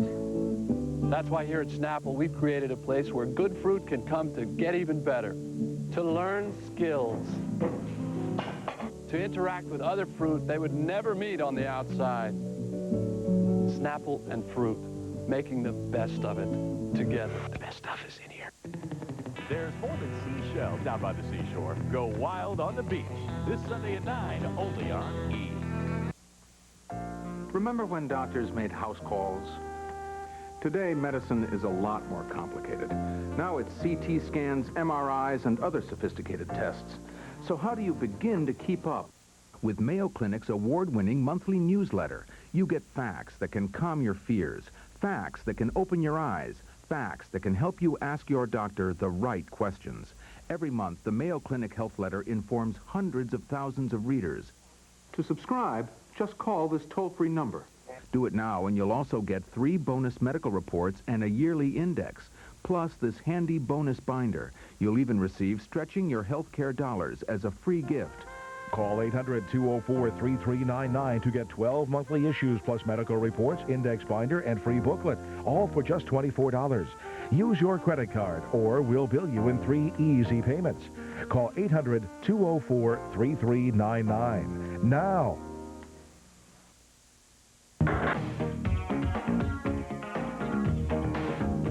Welcome back to Talk Soup. I'm Wallace Langham, and once you get past this white chocolate coating, you'll find a creamy nougat filling. Frankly, I'm delicious. Now, Michael has a rather unusual problem. Every time he has an orgasm, he experiences a painful ringing in his ears. Oddly enough, every time I hear a loud ringing, I just pick up the phone. Oh, well. Maybe the good folks at Loveline can help Michael. Also on hand to lend their expertise were Mark and Stan from the pop group Sugar Ray. Turns out that they're both licensed urologists. Handy. My question is, well, basically, when I climax during sex or masturbation, I get this loud ringing in my ears, like I've been to a loud rock concert, and sometimes I can't even hear my girlfriend talk. You gotta stop having sex with Metallica. That's wrong. How long does that last for? It's been happening since I've been like 15, on and off. It doesn't happen every time. How long does that last for? For about 30 minutes. Okay. Do you get runny nose or stuffiness or sneeze, anything like that? I do have allergy problem, but some people, when they have orgasm, they get this allergic type reaction in their nose. Do you have anything like that happen? No, I don't. We keep getting the ear thing. Yeah. Right. Just like the third time the ear thing has come up. Yeah, Because you keep saying the nose, and they keep there's saying no relation Yeah, between them. it can be or not. Can it be one or the other? Or both. Mm. Yeah. But it's not anything you should be worried about, Michael. You have no other medical problems? None, no. Not on medication? No.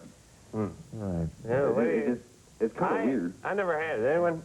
I put my ear up to a vagina once and heard the sound of the ocean. Adam, you're not supposed to tell them. You know, Adam, I think the medical term for that sound is queef.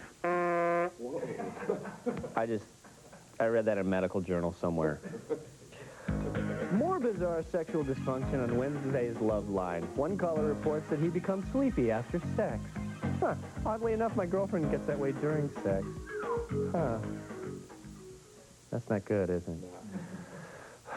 Well, Milagros Para, which, by the way, translates as miracle grapevine, and her kids were living in a divey apartment. So her pal, Teresina, which means little Teresa, lent her $3 grand to buy a casa, or house. The house fell through, but Milagros spent the dinero anyway. I think you can guess what happened next. That's right. Teresina slapped Milagros with a lawsuit to get the cash back. This sounds like a case for Juez Mills Lane. You can't outrun the bald head of law, Tom. Muy loco. Was it $3,000 to buy furniture? To buy furniture, beds, whatever I needed. You know. What's whatever? I'm saying, like, okay, the furniture, dining table, the pots and pans, you know, linen, the curtains, all that other stuff. Let's stop for 1 second. This lady, Miss Wallace, has gone into her pocket and given you or provided to you $3,000, correct? Mm-hmm. And you agree it was for you to move into a private house? Yes. And you weren't able to do that because of things you couldn't control? Right. So you used the money, maybe for good purpose, to buy linen, furniture, pots and pans, things that every household needs. And, clothes.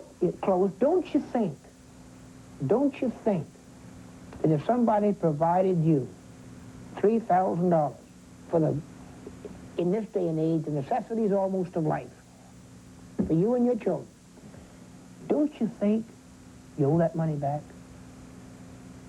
Don't you really think so? No. All right, well, I mean, let's just see what she spent that money on, okay?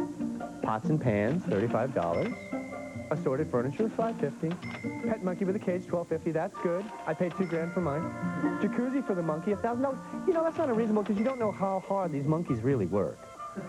I see nothing wrong with this list. You know, to be honest with you, I wouldn't pay her back either. Wednesday on Mills Lane, somebody screwed somebody over, and now it's up to the judge to straighten the whole mess out. And maybe dispense some homespun wisdom along the way. Stay tuned, Soup Nuts. We've still got one more clip, and it's a humdinger. What is a humdinger? Sounds dirty. Anyway, ladies, speaking of humdingers, get ready to meet the man of your dreams. Or the madam of your dreams. The jury is still out. How can a woman satisfy a man every single time sexually? That's easy. She could bring her sister. Oh, Miss Muffet sat on a tuffet. He was the mouth that roared. And for Andrew Dice Clay, good fortune came from bad taste. It got hotter and hotter. He got dirtier and dirtier. But when the laughter turned to anger, his luck ran out. Andrew Dice Clay is bad for the country. He's the Antichrist. Take a look at the quiet side of the loudest mouth in comedy. Even if they don't remember Andrew Clay, they're going to remember Dice. It's the story you haven't heard. Andrew Dice Clay, this Sunday at 8 p.m. on the E! True Hollywood Story. At Circuit City, we have everything you need for your computer. From software and hardware to printers, high-speed modems, memory, or you can design your own system. Right now at Circuit City, save $225 on this E-Machines computer with 15-inch monitor and color printer, just $499.99 after mail-in rebates. Our knowledgeable sales counselors will help you find just what you're looking for, and you'll always get a guaranteed low price. Save on your new computer today at Circuit City. Take a breath. Notice anything? Well, if you happen to have a tic-tac in your mouth, you would. You notice your breath tastes fresh. And people around you would notice your fresh breath, too. Can you breathe without a tic-tac? Of course. But I wouldn't recommend it.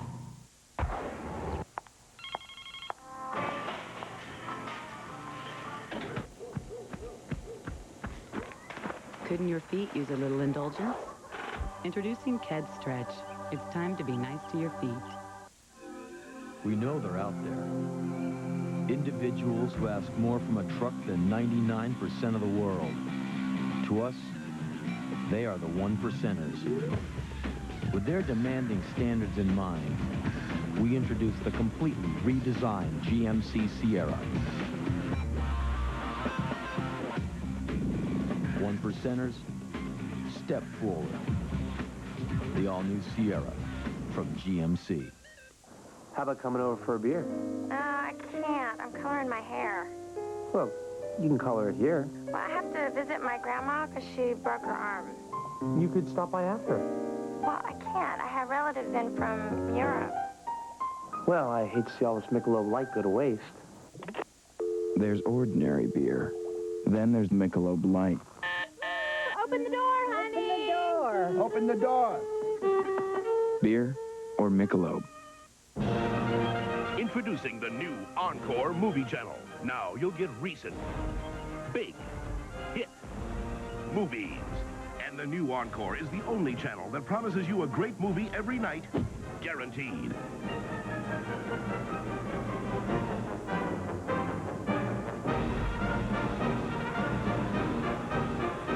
Call 800-210-4000 for the new Encore Movie Channel. A great movie every night, guaranteed. Check out the chat on Talk Soup. Ask John about life and love, play concentration, or visit the photo gallery. Just type www.eonline.com or AOL keyword E.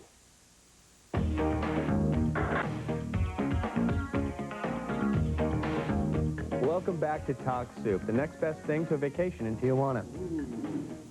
I'm Wallace Langham, in for John Henson, who's run for the border. Donkey show? Yo quiero, John Henson. Now, it's time for an exciting round of Guess My Gender. Not mine, of course. I'm all man. All man, I tell you.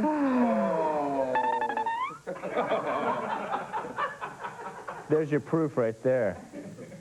Yeah. Today's delightful quiz asks the Maury audience, who's the dude and who's the lady dressed like a dude? Oh, it's a puzzler, folks. Why, it took us a full 10 seconds to pull the needle from the haystack. Good luck. This is for Jerry. How do you answer when a woman asks you the question, how do I look? If I know what's good for me, I lie. Man or woman? Definitely a man. Man? Next question. This question's for Johnny. You just caught the winning pass in the Super Bowl. Let's see your best end zone dance.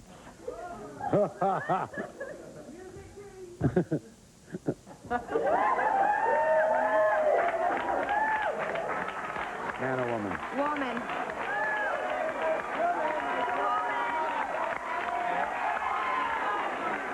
Artie. Okay, Artie.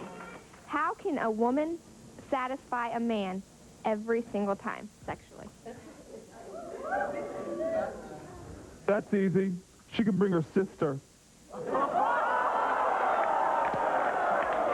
a woman. Woman.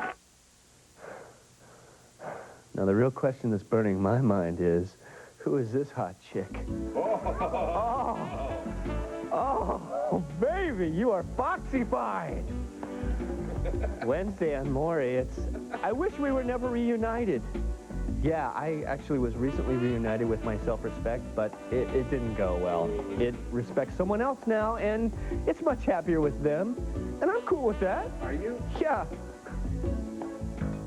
I'm going to go out and buy some self-respect, but you guys be sure to check out tomorrow's show. Here's a taste of what's in store. Did you like it last night? Well, what's the problem? Are you going to stay with him? That was my first time, Well, I'll make it easy for you, we can do it, Wow. Would somebody teach me? You're so thoughtful. Just don't forget the camera and the lotion. Well, we've reached the end of our clip-tathlon, and despite the painful groin pull, I had a great time. Remember, John Henson's back tomorrow, so act really glad when you see him, even if he smells funny. He's been in Europe. Ooh, later, freaks. Thank you. God, if they could only get me a dressing room.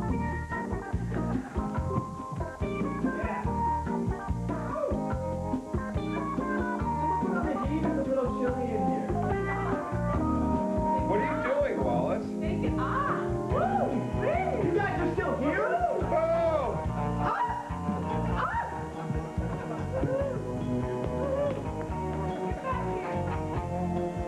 Get back here!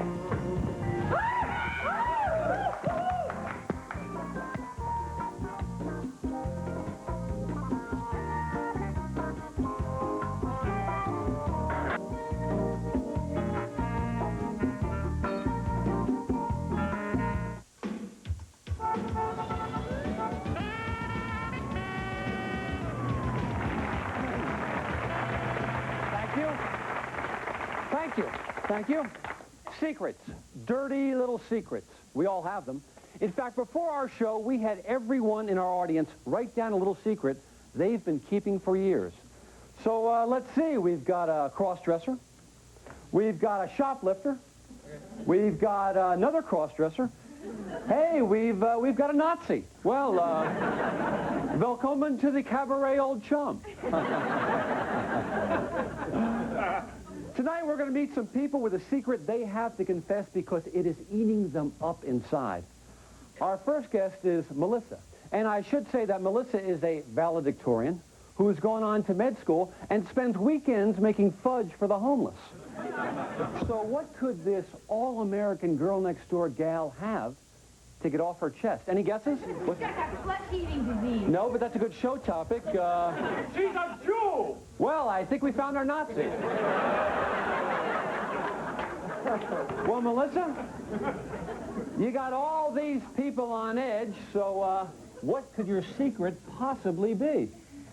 Well... No. Not yet. A picture's worth 1,000 words. So, audience, we're going to roll some tape to show you what Melissa's secret is. So, audience, watch the monitors. Folks at home, watch your TV sets.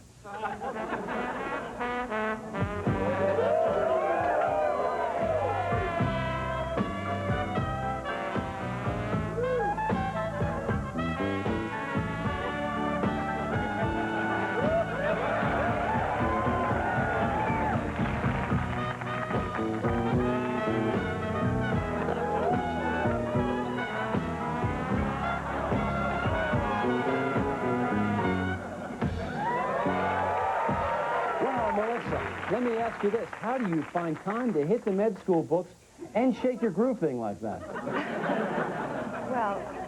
I don't know. I guess it comes naturally. Uh-huh. That's great. Now, Melissa, can I call you Melissa? Sure. Melissa, what's that like, night after night, taking your clothes off for white trash and Japanese businessmen?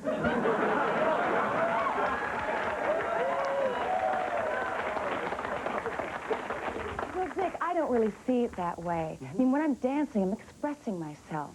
I'm saying things about my life, my experience, my sense of values.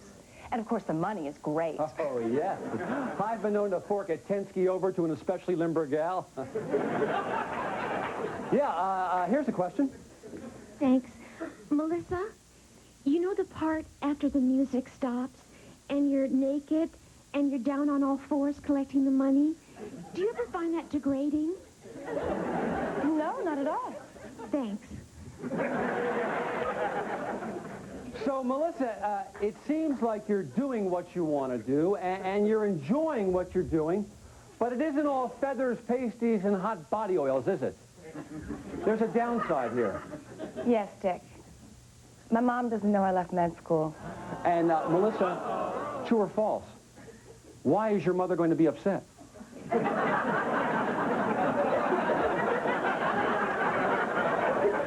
Well, see, my mom and my late father scrimped and saved to send me to pay for my education. And their only dream was for me to be a doctor. And now that dream, a lot like your late father, is dead. But your mother isn't. In fact, she's backstage right now in our soundproof booth. She thinks her daughter has found a potential date for her. Boy, is she in for a surprise. Now, Melissa, before we bring out your mom, tell us, why do you want to tell her now on our show that you're a stripper? Because I have to lead my own life. And I want her to hear it from me and not in some sleazy TV talk show. You mean like Springer? Don't get me started on that guy. Hey, Jerry, you stole my format, you stole my guests, but you can't steal my brain.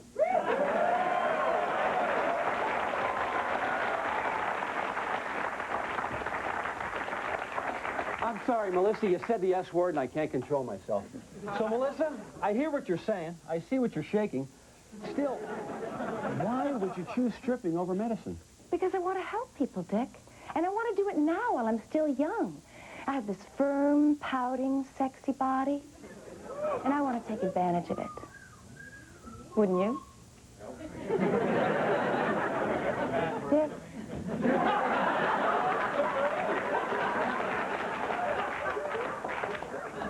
Dick. I'm sorry, you have a secret. When we come back, we'll see how Melissa's mom will react when she learns that her daughter does this.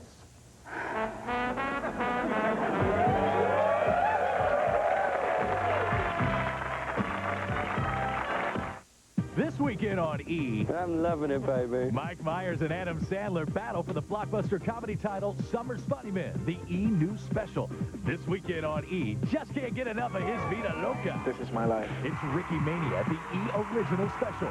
This weekend on E! We reveal the quiet side of the loudest mouth in comedy. Even if they don't remember Andrew Clay, they're going to remember Dice. Andrew Dice Clay, the E! True Hollywood Story. It all happens here this weekend on E! We live for this stuff.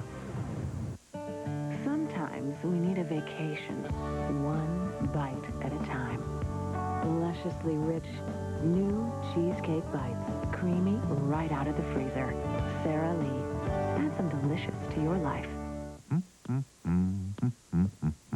You could still save money on car insurance, even if you made a few mistakes. Geico, a 15-minute call could save you 15% or more on car insurance. You could still save money on car insurance, even if you made a few mistakes. Geico, a 15-minute call could save you 15% or more on car insurance. What is it, Eve? Victor, I think he knows something. Score 94-84. Tigers by 10. No one said this would be easy. I don't care if it's easy, Rudy. I love you. You keep talking like that, you'll become one of me. It may be just what you need to break out of your routine. The four-wheel drive CRV from Honda.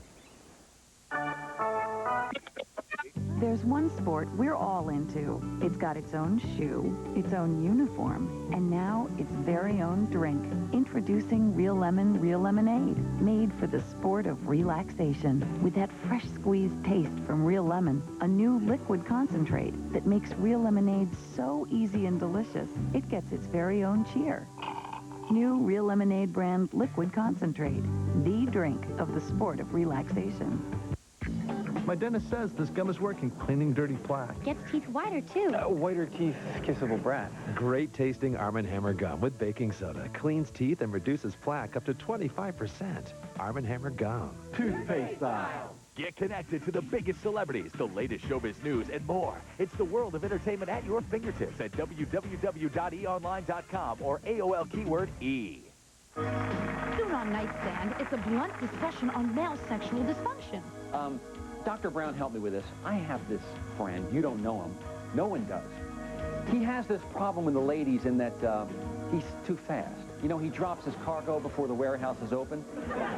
His passengers jump off the train before it pulls into the station. What should he do? Find out on Nightstand.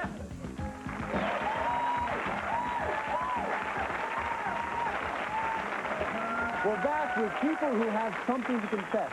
Now, we're going to go backstage right now to our soundproof booth where June, Melissa's mom, is back there waiting. Now, remember, she thinks she's here for one of our famous My Daughter the Matchmaker shows.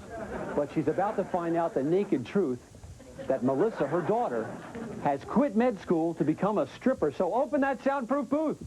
There she is. June, hi. Oh, hi. Hi, come on out here. Okay. Welcome to the show. Oh, thank you. Now, I take it you've seen the show before? Well, yeah, actually, I generally find it sad salacious. Well, thank you. I don't think you'll be disappointed by today's show either.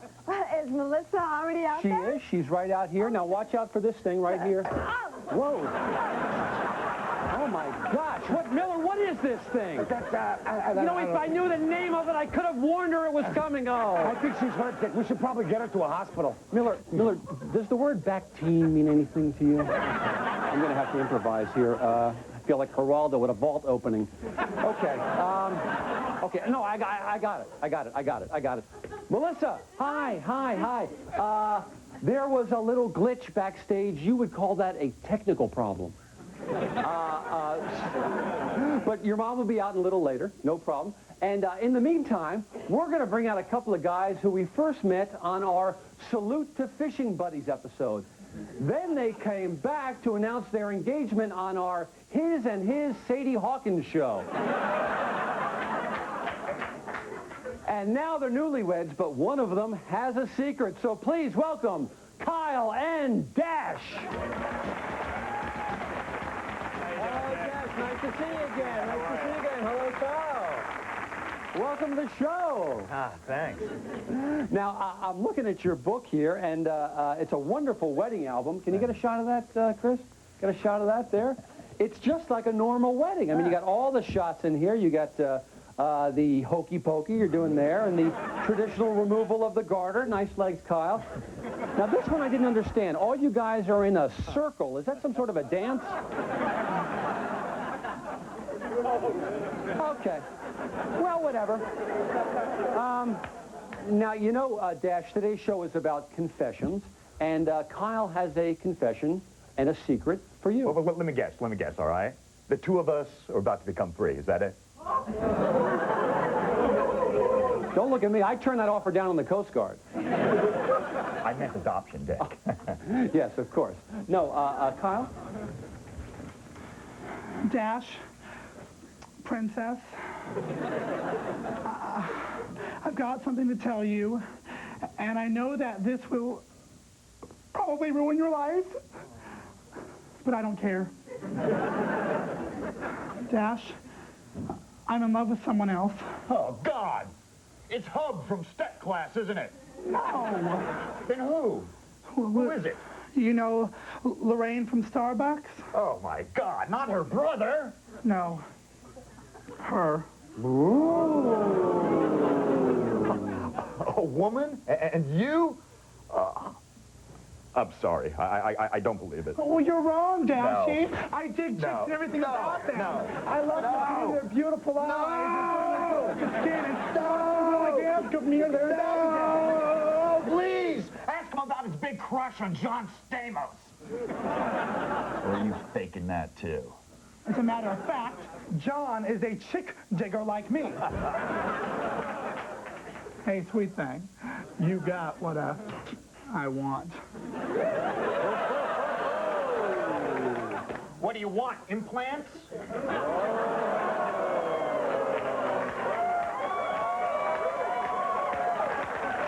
What's your problem? Yeah, lay off. Just because she is a woman who has what I want. Hey, I'm more woman than she'll ever be. Melissa, you're not going to take that, are you? Hey, I turn men on for a living. Hey, I turn men on, too. Oh, yeah? Well, can you do this? Ooh, Melissa! Melissa, you're not going to strip now, are you? Miller, music! We're going to try to get this under control and come back after this commercial message. So stay tuned.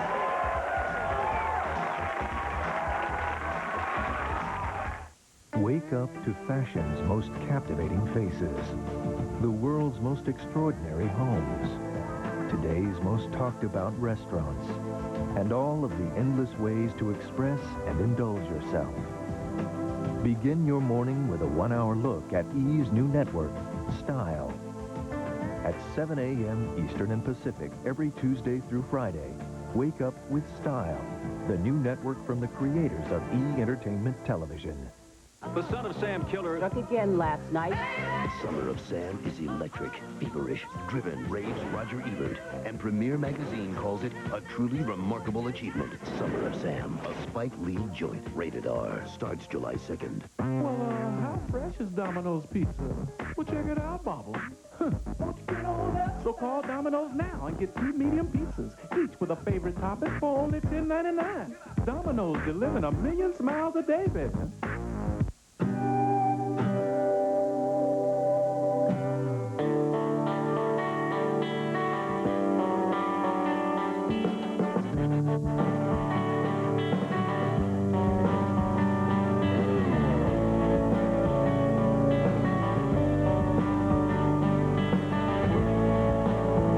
Have you ever tasted a Merlot you can't wait to tell your friends about? Turning leaf. What wine should be. Stay up all night and get wild about your independence with E's Summer Beach Party. All night Sunday, July 4th, starting at 9 p.m. only on... The #1 romantic comedy of the year is on pay-per-view. Attraction has never been this obvious. What are you doing? That caviar is a garnish. Electricity this evident. You met her? She's beautiful, but she's a pill. I brought you flowers. Oh? Or love this close without either person knowing it. Tom Hanks, Meg Ryan, from the director of Sleepless in Seattle, You've Got Mail, featuring the hit soundtrack. Movie pay-per-view. All the hits at your fingertips.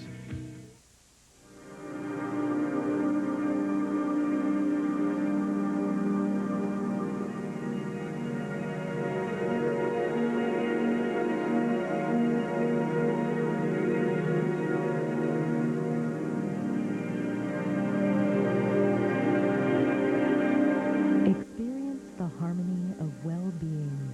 Headliners, Salon and Day Spa. Route 195, Tallinn.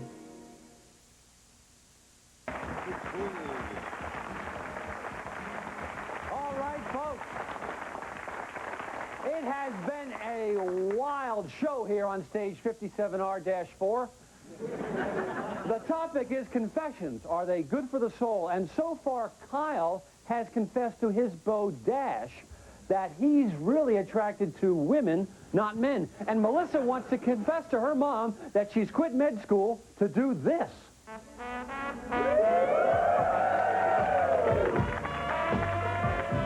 And she'll tell her mom just as soon as her mom comes out of makeup. She's in makeup, and she'll be right out. Yes, you have a question. Dick, do you have to keep on showing that tape? I mean, I'm beginning to think that you're, like exploiting me here. Exploiting you? Well, that's right. I mean, first you get me up here embarrassing myself, and then you keep showing that clip. What part bothers you? Because I can take criticism. So, Miller, we're going to roll it again. And, Melissa, I want to go through it frame by frame until you feel comfortable, okay? See? You're doing it again. You make me feel like I'm part of some sort of freak show. Freak show? Freak show? You're talking about Springer. Springer does freak shows. Hey, Jerry, you see what you're doing for the rest of us? Give it up, man.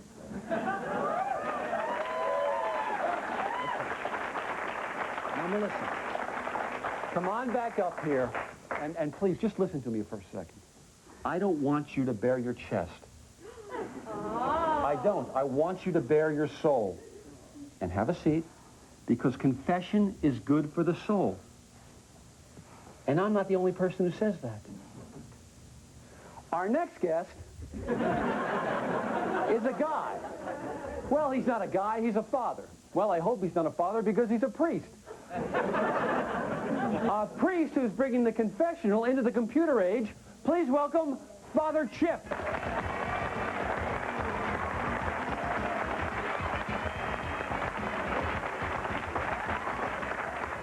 Welcome to the show, Father Chip. It's killer to be here, Dick.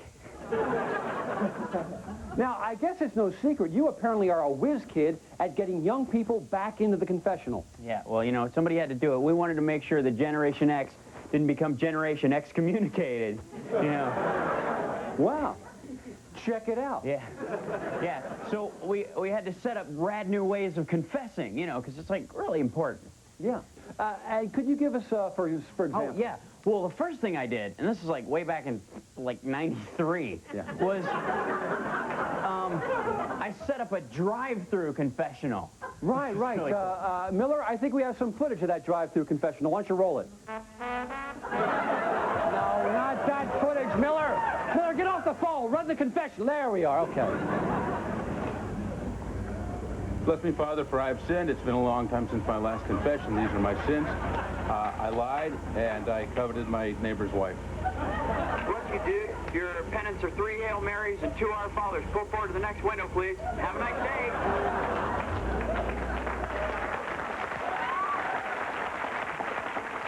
Very catchy, but back to basics, Friar. Why is confession good for the soul? Well, because after you do it, you feel spiritually cleansed. You know, it's kind of like when you clear out all the files on your hard drive and reboot. Father Chip, you are really all that. So, Melissa, do you think you're ready to reboot? I'm beginning to think it's not such a good idea, Dick. Father, help her, for she knows not what she thinks. Melissa, you've got to do this. Hey, dig this parable. Remember on Beverly Hills 90210, when Andrea had to tell Brandon that she didn't actually live in the school district? Yeah. And when she kept it to herself, and she didn't tell anyone until it built up in her brain of this huge mega psych out, you know? Oh, that's right. Yeah. I mean, she couldn't even run the school paper. Right, exactly. Until one day, she finally confessed. She said, Brandon, I don't live in the school district. I live in 90213. That's right. I'll do it. She's gonna do it. Give her a hand. Okay. When we come back, Melissa is going to confess to her mom that she does this.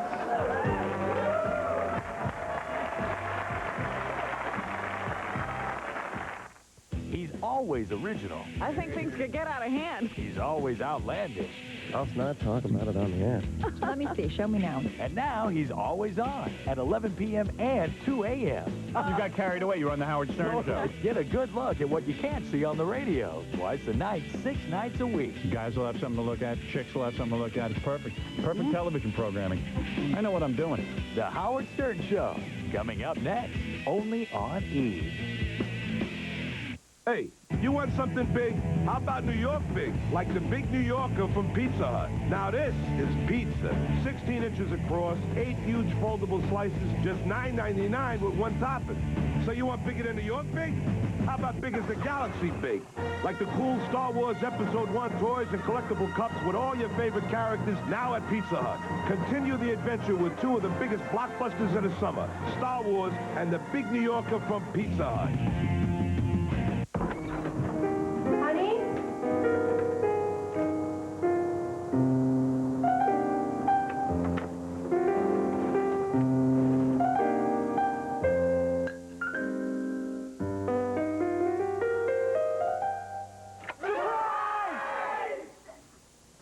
Hi, baby. Oh, hi, Daddy. There's ordinary beer. Then there's the Michelob Light. Beer or Michelob? Need contact lenses?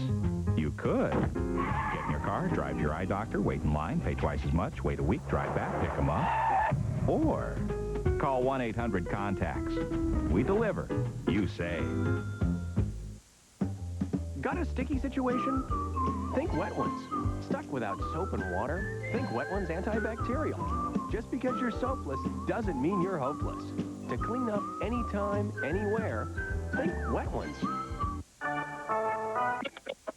There's one sport we're all into. It's got its own shoe, its own uniform, and now its very own drink. Introducing Real Lemon, Real Lemonade, made for the sport of relaxation. With that fresh squeezed taste from Real Lemon, a new liquid concentrate that makes Real Lemonade so easy and delicious, it gets its very own cheer. New Real Lemonade brand liquid concentrate, the drink of the sport of relaxation. Hello, I'm Freddie Prinze Jr. You are watching E Entertainment. 4 years I've been waiting to do it.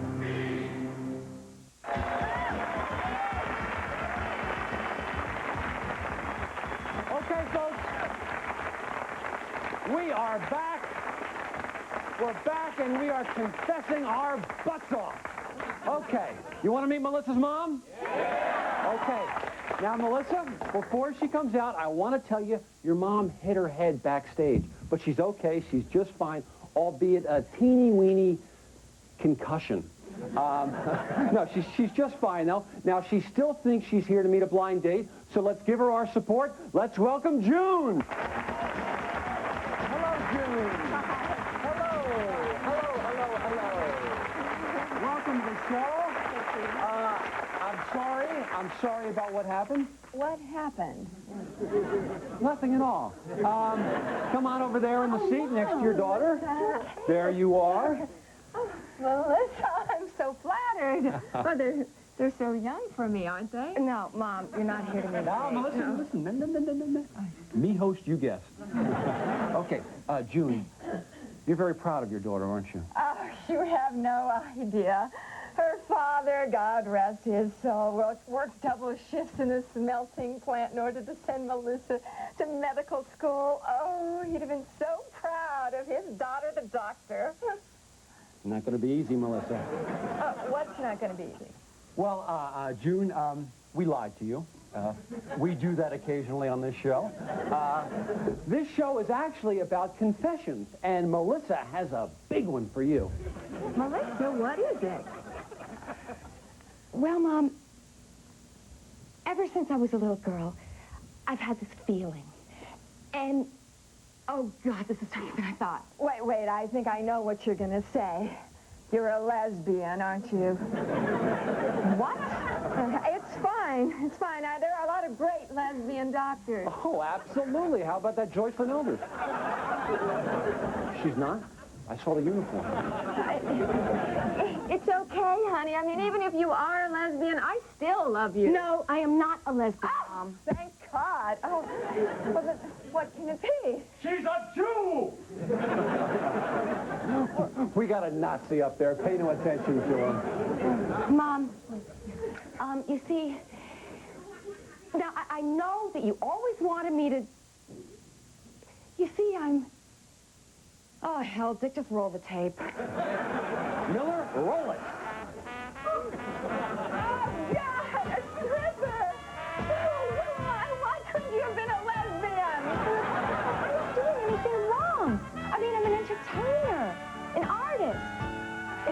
good. This is not happening to me. June, we've got some denial now. How can you disrobe in front of white trash and Japanese businessmen? Don't mom me.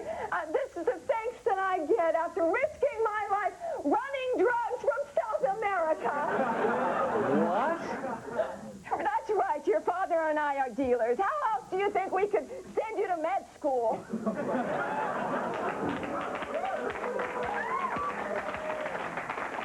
You told me Daddy's dead. No, he's in a Colombian prison. This is unbelievable. This is really great. Well, this is too much. Hold me, Dash. Dash, I'm afraid. Two confessions. Now, don't you both feel outstanding? No, I feel horrible. And you? Me? Yes, you have ruined my life. Does that make you feel better, does it? No. Watch out. God. Mom, are you okay? I want some vaccine out here now. Oh, baby. Well, we brought some people back together again tonight, folks. Something we do very well on this show, which is more than I can say for other talk show hosts, like Springer. Hey, Jerry, the difference between our shows is for us, 1 and 1 make 2. For you, 2 divided by 1 makes 2. Think about it, Jerry. For now, I'm Dick Dietrich. Miller, it's Melissa time.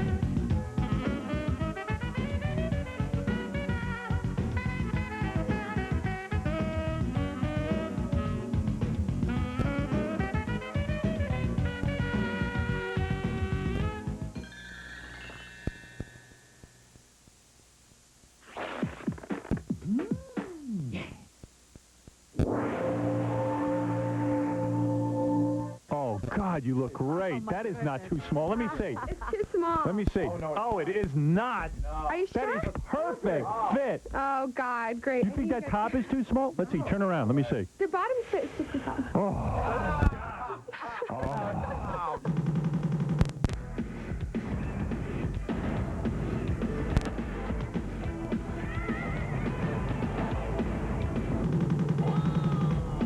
Who's that Penthouse Pet here? Oh, she's stunning, huh? Yeah. I think she's even was on a cover of the Penthouse with you. Yeah. I don't remember her. I probably remember her. I remember I was doing one of those Penthouse shoots, and it was one of these girls that was beautiful, and she was, like, just talking to me for a few minutes, and I said, oh, I could get her. Just because a girl talks to me, I think I can get her. They say hello. Yeah. Realizing, of course, that I can't. But I'm thinking, man, maybe I could get her, because she's talking to me. Let's meet Paige. There's Paige. Hey now, Paige. Yeah, I worked with Paige. Her? Yeah, I do remember Paige. She's the girl I thought I could get, but... Oh, really? Yeah. Good job. Paige, I did a shoot with you, right? Yes. The cover of Penthouse. Yes. Yeah, afterward, like, because you talked to me and you were nice, I thought, like, I could get a date with you or something. Oh, really? Yeah, I'm so stupid. She's laughing. She's laughing at me. Oh. I was laughing at that, but... Yeah, I hear you. Anyway, I brought you some presents. Well, hold on a second. All right. You're present enough, believe me. Must be great to walk in a room and know that you look good. I'm sick of walking in a room going, I wonder if anybody here thinks I look good. I really do not look good, right, Paige? You can be honest. I'm not a hot guy. No, you look totally hot. Paige, you're not supposed to laugh after you say that. Yeah, I mean, try to do it with a serious face. It was a... I mean, you would never giggle. look at a guy who looks like me. I mean, okay, yeah, I got the job and everything, and maybe that's why you'd look at me. But I'm saying just based on appearance. No, I think you're pretty good looking, Howard, actually. I know you're lying. Oh, God, you're hot. Thank you. I want you so bad. Oh. Could you pretend to love me? I do. I don't have to pretend. When you were talking to me at the photo shoot, were you actually interested in me? Totally. No, be honest. Well, You were just being friendly? I was being friendly. Oh, okay. A little interested, but I didn't No. want to seem too interested at the moment. Because you told me you didn't have a boyfriend. Did I? Yeah. Oh, you do have a boyfriend. I didn't tell you I didn't have a I boyfriend. asked you if you did. Oh, I don't You remember. wanted her to say no. And she was, said yes. and weren't you the girl from when you were naked and the two of you were like doing stuff to each other? No, that wasn't me. Oh, that was just you at the shoot for the cover. That was just me at the cover shoot. Right. The other shoot was a different girl? Yes. I get confused between all the pets. Get your pets confused. I want to talk to you about going to the bathroom in front of the camera. All right, we're going to talk about that, and I want you to be very honest about it. Howard. I want you to be. I want you to be honest about it. Don't. Never gone to the bathroom. Wait. No, she said it anyway. She just ruined it. How to ruin it? Never done. I had to get that straight right off. I heard you say that. You've never gone to the bathroom on camera. I mean, there are pets who have Done that. talking about peeing, right? Right. I am one that has not done it. No. All right. Sorry. How did it say that? Will you do it? Will you ever do it? No. Why? Are you uptight? No, I'm not uptight. I'm far from uptight, but I mean, if you want to pee in front of the camera, that's your own thing, but I just prefer to keep it private. Really? I don't even pee in front of my boyfriend. You don't? Oh, so you have a boyfriend? Oh. No. Well, you're ruining everything. I don't have a boyfriend. You know, I admire that. I have often said to my wife, don't let me ever see you go to the bathroom. Really, I don't really want to know that you go to the I think bathroom. it's a little late for you to have said that. I know, and I've seen her a million times sitting on the bowl, and it's like, you know, it's just not a turn on. And I think, you know what? I even believe that she shouldn't see me sitting on the bowl, but she insists on sitting in the bathroom while I go to the bathroom. Sitting in there? She likes to watch me go. Well, that's a turn on to her. Maybe that's I'm telling you. the golden thing. She doesn't care. Are those your real breasts? Actually, no, they're not. I didn't think so. It's impossible for a girl that, like, slight. Hey, but Howard, they were a D before I got them done. Oh, really? Now they're a double D. Yeah. Why do that? Were they saggy? No, you asked me this before. I told you I was breast obsessed. You were? Yeah. Wow, that's so good that you are. What's your boyfriend do for a living? He is a photographer. For the Inquirer? No. He's a photographer? What, a penthouse photographer? Oh, how ridiculous. I could get you. Wasn't the girl last week with a penthouse photographer? Yeah. Is he a penthouse photographer? Is that No, he isn't. Is he that little Chinaman that took our picture? Warren? Yeah, Warren. No. No kidding. No, Warren's just a good friend of mine. I see. All right, let's, where does he take pictures for? Is he a wealthy guy? No, actually, he's not a wealthy guy. Right. You support him? No, I don't. I'll never support any man. You into oral Make sex? that clear. Am I into oral sex? Yeah. Giving or receiving? Both. Yeah. You are? Uh-huh. Anal sex? No. You've never tried it? Have I tried it? Yeah. I've tried it. You have? How many times? Very few. More than 3? No. Twice? Yeah. All right, so you tried it once, you couldn't believe how bad it was. Right. And you said, let me see if I can do it right this Try it time. again just to remind myself that I don't like it. Was it with the same guy both times? Yeah. It was? Yes. So he said, hey, it was great for me, but you didn't like it the first time. Well, it didn't really get that far, so Really? I'd say it was great for him. It's Robin's preference, actually. Stop it. So you got in the bedroom, and did your boyfriend request it, or you just... Oh, I don't even remember how it happened. It's been so long. Well, How do you forget that? You do remember. I don't know. Yeah, what happened? He requested What, it? you want me to give you all the details? No, in all seriousness. Okay. Yeah. In all seriousness, we're just messing around, whatever. And he suggested it, Yes, he suggested it. and then you tried it, I'm like, all right, whatever. and it was very... I love you. Right, and it was very painful? Yeah. It was. Very painful. And he completed the act, and yet, No, he didn't He did it. He couldn't complete the act because you were complaining too much. No, I'm just like, as soon as it happened, I'm like, okay, that's it. Now I tried it. Let's move on to something I see. else. I'll give you a DVD player if I can feel your ass. Let's be blunt. In honor of our great nation's independence, E pays tribute by taking off. Go around the world in 6 short hours as E throws a summer beach party. Get ready for the time of your life. Hang 10 in Hawaii. Hang loose in the Mexican Riviera. And let it all hang out in Ibiza. Ibiza es guay. Get wild about your independence. It's E's Summer Beach Party, starting this Sunday at 9 p.m. right here on E! I have seen one or two things in my life, but never anything like this. What in the hell are you talking about? I don't think you realize what kind of trouble you were in. You've been way out of your depth. If you only knew. Eyes Wide Shut, rated R. Starts Friday, July 16th at a theater near you. You know, Kenny and I never compare statistics. Our Super Bowl. That way we can drink our Miller Lite without arguing. Right, Mr. Fewer career touchdown passes than me? Right, Mr. Never Been to the Big One. We only talk about why Miller Lite tastes great. It's the choice hops. No, Snake. Miller Lite tastes great because it's smooth. But let's not fight. Yeah, you're right. Let's be friends. Table ready for Mr. I don't have as many passing yards as Dan Fouts? Hey, that's you. Miller Lite. Taste the true Pilsner. 1-800-COLLECT presents Sergeant Savings. Put down that phone private. Who, me? Didn't your mama teach you that dialing 1-800-COLLECT can save you $1 or $2? I know it's cheaper. I always use 1-800-COLLECT. Good, then make your call. Clean that phone, it's disgusting. Mouth to mouth. She's perfect. Cheek to cheek. She wants me. He likes to be touched. He. Baby, you're my loving. She's mine. He's mine. Sexuality. Emporio Armani, the 2 new fragrances. Get together. Alice in Chains, Nothing Safe, the best of the box. Get born again. 15 hits, including the brand new Get Born Again. Alice in Chains, Nothing Safe. In stores now.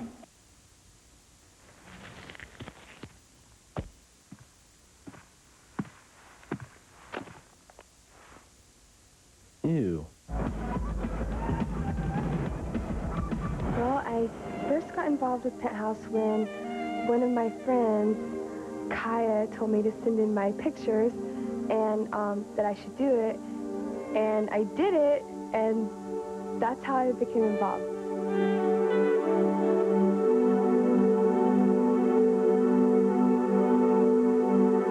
Anyway, so just to recap here, Paige is the Penthouse Pet of the Year. You got all those prizes? Pet of the year.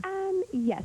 How I'm much? working on getting most of them now. I have been so busy that I haven't even had time to collect all my prizes. And how much money do you receive? You receive cash on prizes, $100,000 in prizes. Right. And now what do? Do you go around dancing at clubs and people go to see the Penthouse Pet of the Year? No, I don't dance. You do not? No. So how do you make your money? Well, I was featuring like a year ago, but now I'm just doing I'm under contract for a year with Penthouse, and just going around doing the whole promotion thing. Really? Uh-huh. Well, that sounds like a great gig. Like you probably have to work like 1 day a week, and the rest of the time you just kind of schmooze and hang out. Exactly. Except for last week, I just did a back-to-back promotion. I was in Sturgis. Wow. It's Sturgis? So, what is that? Sturgis, South Dakota. It's the biggest Harley-Davidson rally of the year. Must be so great to be that good looking, where you're like, you just take off your clothes, people pay you and pay you to show up, and like you don't really have to work all that much. It must be a great life, right? It's very easy. It's kind of stressful and... In what way? But, I don't know. Did you always have to look good? Like the travel and everything? Yeah, well, I like it, traveling, but it is like getting to the airport, always missing my flights. Oh, but big deal. And then don't you have like... Being yelled at. Don't you have whole days where you can just hang out and sit by the pool and just like Every do day, stuff? just about. Like you said, I work maybe once a week. And Oh, that's I'm on salary, so... Right. How much salary can you get? Do you get into the 6 figures? Actually, like I'm on a set salary, like I'm technically obligated to Penthouse 3 days a week, and then which I never work 3 days a week, and then I get paid like overtime if I work more than that. Wow. So can you make like $200 a year? Oh yeah, of course. More? Yeah. Like $500,000? I guess. Plus prizes?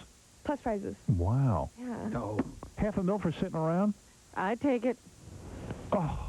And then you got probably some rich guys who pay you stuff to just hang out with them and stuff, right? Yeah, people want you to come to their parties, dress them up. Have you ever had wealthy men offer you money for sex? Yes, I have. What is the most amount of money the time. have you been offered? Well, I haven't been offered like, oh, I'll give you 20 grand for sex or whatever, you know what I mean? Right. But no really figures, just like hinting around to it. Like, what do they say? Do they want you to go away on vacation with them? Yeah, let's take a trip, baby. We'll go to Monte Carlo, wherever. Right. And he'll pay for everything. Yeah. Do you ever go? No. Boy, Robin, you're in the wrong business. You love trips. Robin would love this. I'd rather not go with somebody I didn't like, though. But are they really ugly guys? Are they hideous? Hideous, really? Some of them actually are pretty hideous. Right. Are some of them famous? A few famous people. Like, who's the most famous guy that ever hit on you? God, I don't know. Like famous, really Like, famous. really famous? Yeah, that it's met you and hit on you and asked you out.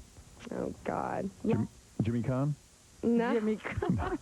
Who's like a real famous guy that asked you out? I can't really think of anybody. No, yes, you can. That's not true. No, really, who? Doesn't mean you went out with them. I'm just wondering who has asked you out. Yeah, who has asked you out?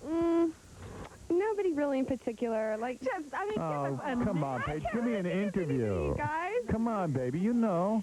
I'll take you to Monte Carlo. Yeah. Come on, we'll have fun. What are you talking about? Okay, like a few rock stars. Like who? Like who? I don't want to Trent Reznor? I would not say their name. Why not? Tommy Lee? No. Who? I'm not saying. Please just give me one name. I'm not saying. One name. Ringo? Who? Ringo. Who? Who? Can I just give you first name? Okay. Sure. Chris. From what group? Chris. I'll give you the band. Give me a band's name. You guys, don't put me on the spot. I'm putting you on the spot. It's ridiculous. For someone who asked you out, it's not like you had sex with him. Okay, all right, Chris. There's plenty. From the Spin Doctors? No. That Chris? Black Crowes. Oh, Chris from the that Black Crowes, the lead singer? Robinson? Chris Robinson. Uh-huh. You wouldn't go with him? No. He's not hot? You calling him disgusting? I'm not calling him disgusting. No. Did he want to take you to Monte Carlo? He's hot. No, he didn't want to take me to Monte Carlo. He just wanted to bang you. Probably. Right. Yeah, the rock stars don't take you anywhere. In fact, honey, do me in the limo. Right. So a lot of rich guys, though, will ask you to go to Monte Carlo or something like that, a vacation, and they imply that they'll lay some money on you, right? Oh, yeah. Yeah. Yeah, they'll let you go shopping and Yeah, stuff like that. I'll take you shopping. Oh, it must be great. Yeah. Do you ever like, do they ever offer you gifts? Like a car or... Rings or... Oh, yeah. Has a guy ever given you a gift? Uh-huh. You've taken some gifts? Like, what's the best gift you ever got? The best gift I've ever gotten? Right, from a guy who wanted you. Well, I got a car once. Right. Wow, a whole car. What kind of car? What'd you have to do for the guy? I didn't do anything. I didn't do... Were you stripping in a club? Actually, yes, I was. And then he said to you, hey, I'll give you a car. He said, yeah. I like you so much, and I love watching you, and I want to give you a car. No, he didn't say it like that, but I got the car. It was just like, I had a car, and he was like, oh, well, don't you need a new car?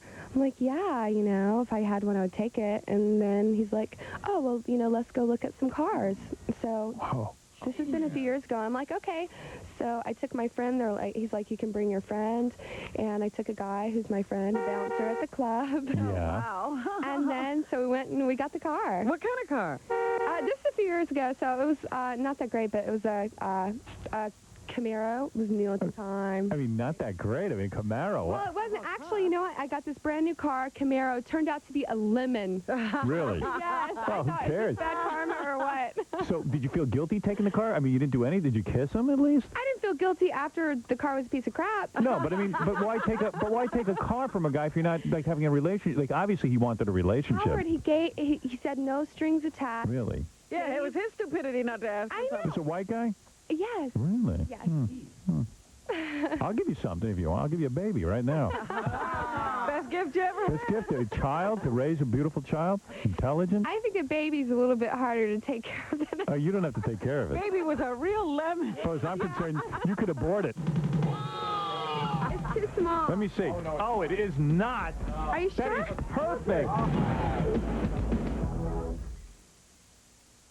The coolest entertainment merchandise is always just a click away with shop.eonline.com. Holy cow, we have Kenny, as well as the entire collection of South Park plushes, including all of your favorite characters. You won't find a better selection of South Park merchandise anywhere. Cheese boost not included. Shopping online's never been easier. You'll find the widest range of entertainment products together in one place at one website address. Shop.eonline.com, the internet's one-stop shop for entertainment. Inglewood, California. That's where I grew up, me and my boys. You remember the bet? You remember the bet, Mike? You know I remember the bet. I will give you $1 to grab a booty this summer. I was thinking about all them school dances. You can dance, right? Yeah, I'm like Dance Fever. A friendship you'll never forget. I think I'm a star. The moments you'll always remember. Let's make this a physical thing. Is it supposed to look like that? The Wood. That's so nasty. Rated R. Starts Friday, July 16th. That feels great, baby. Why did you stop? I was just admiring your hiney. You behave.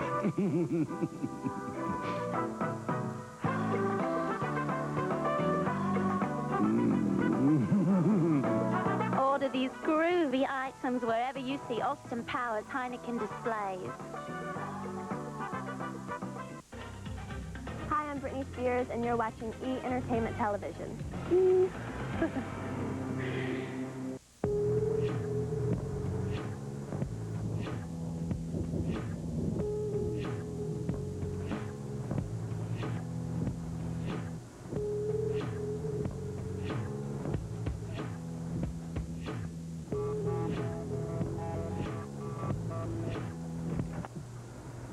That was interesting.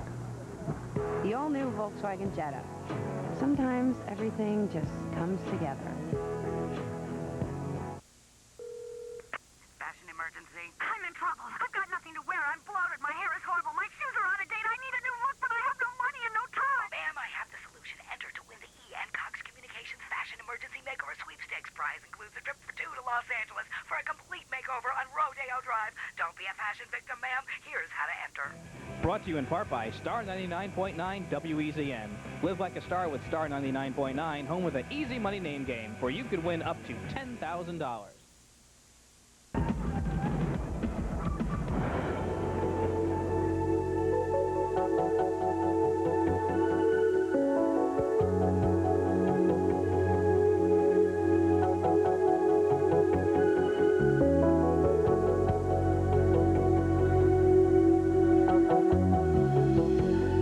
I'll give you a DVD player if I can feel your ass.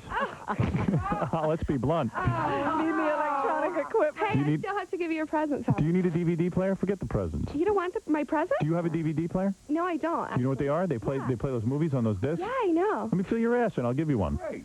All I got to do is squeeze it like 2 times. There's a little pinch. Oh, Howard, I'd let you fill it without the DVD player. Really? Oh, I shouldn't have said that. Really?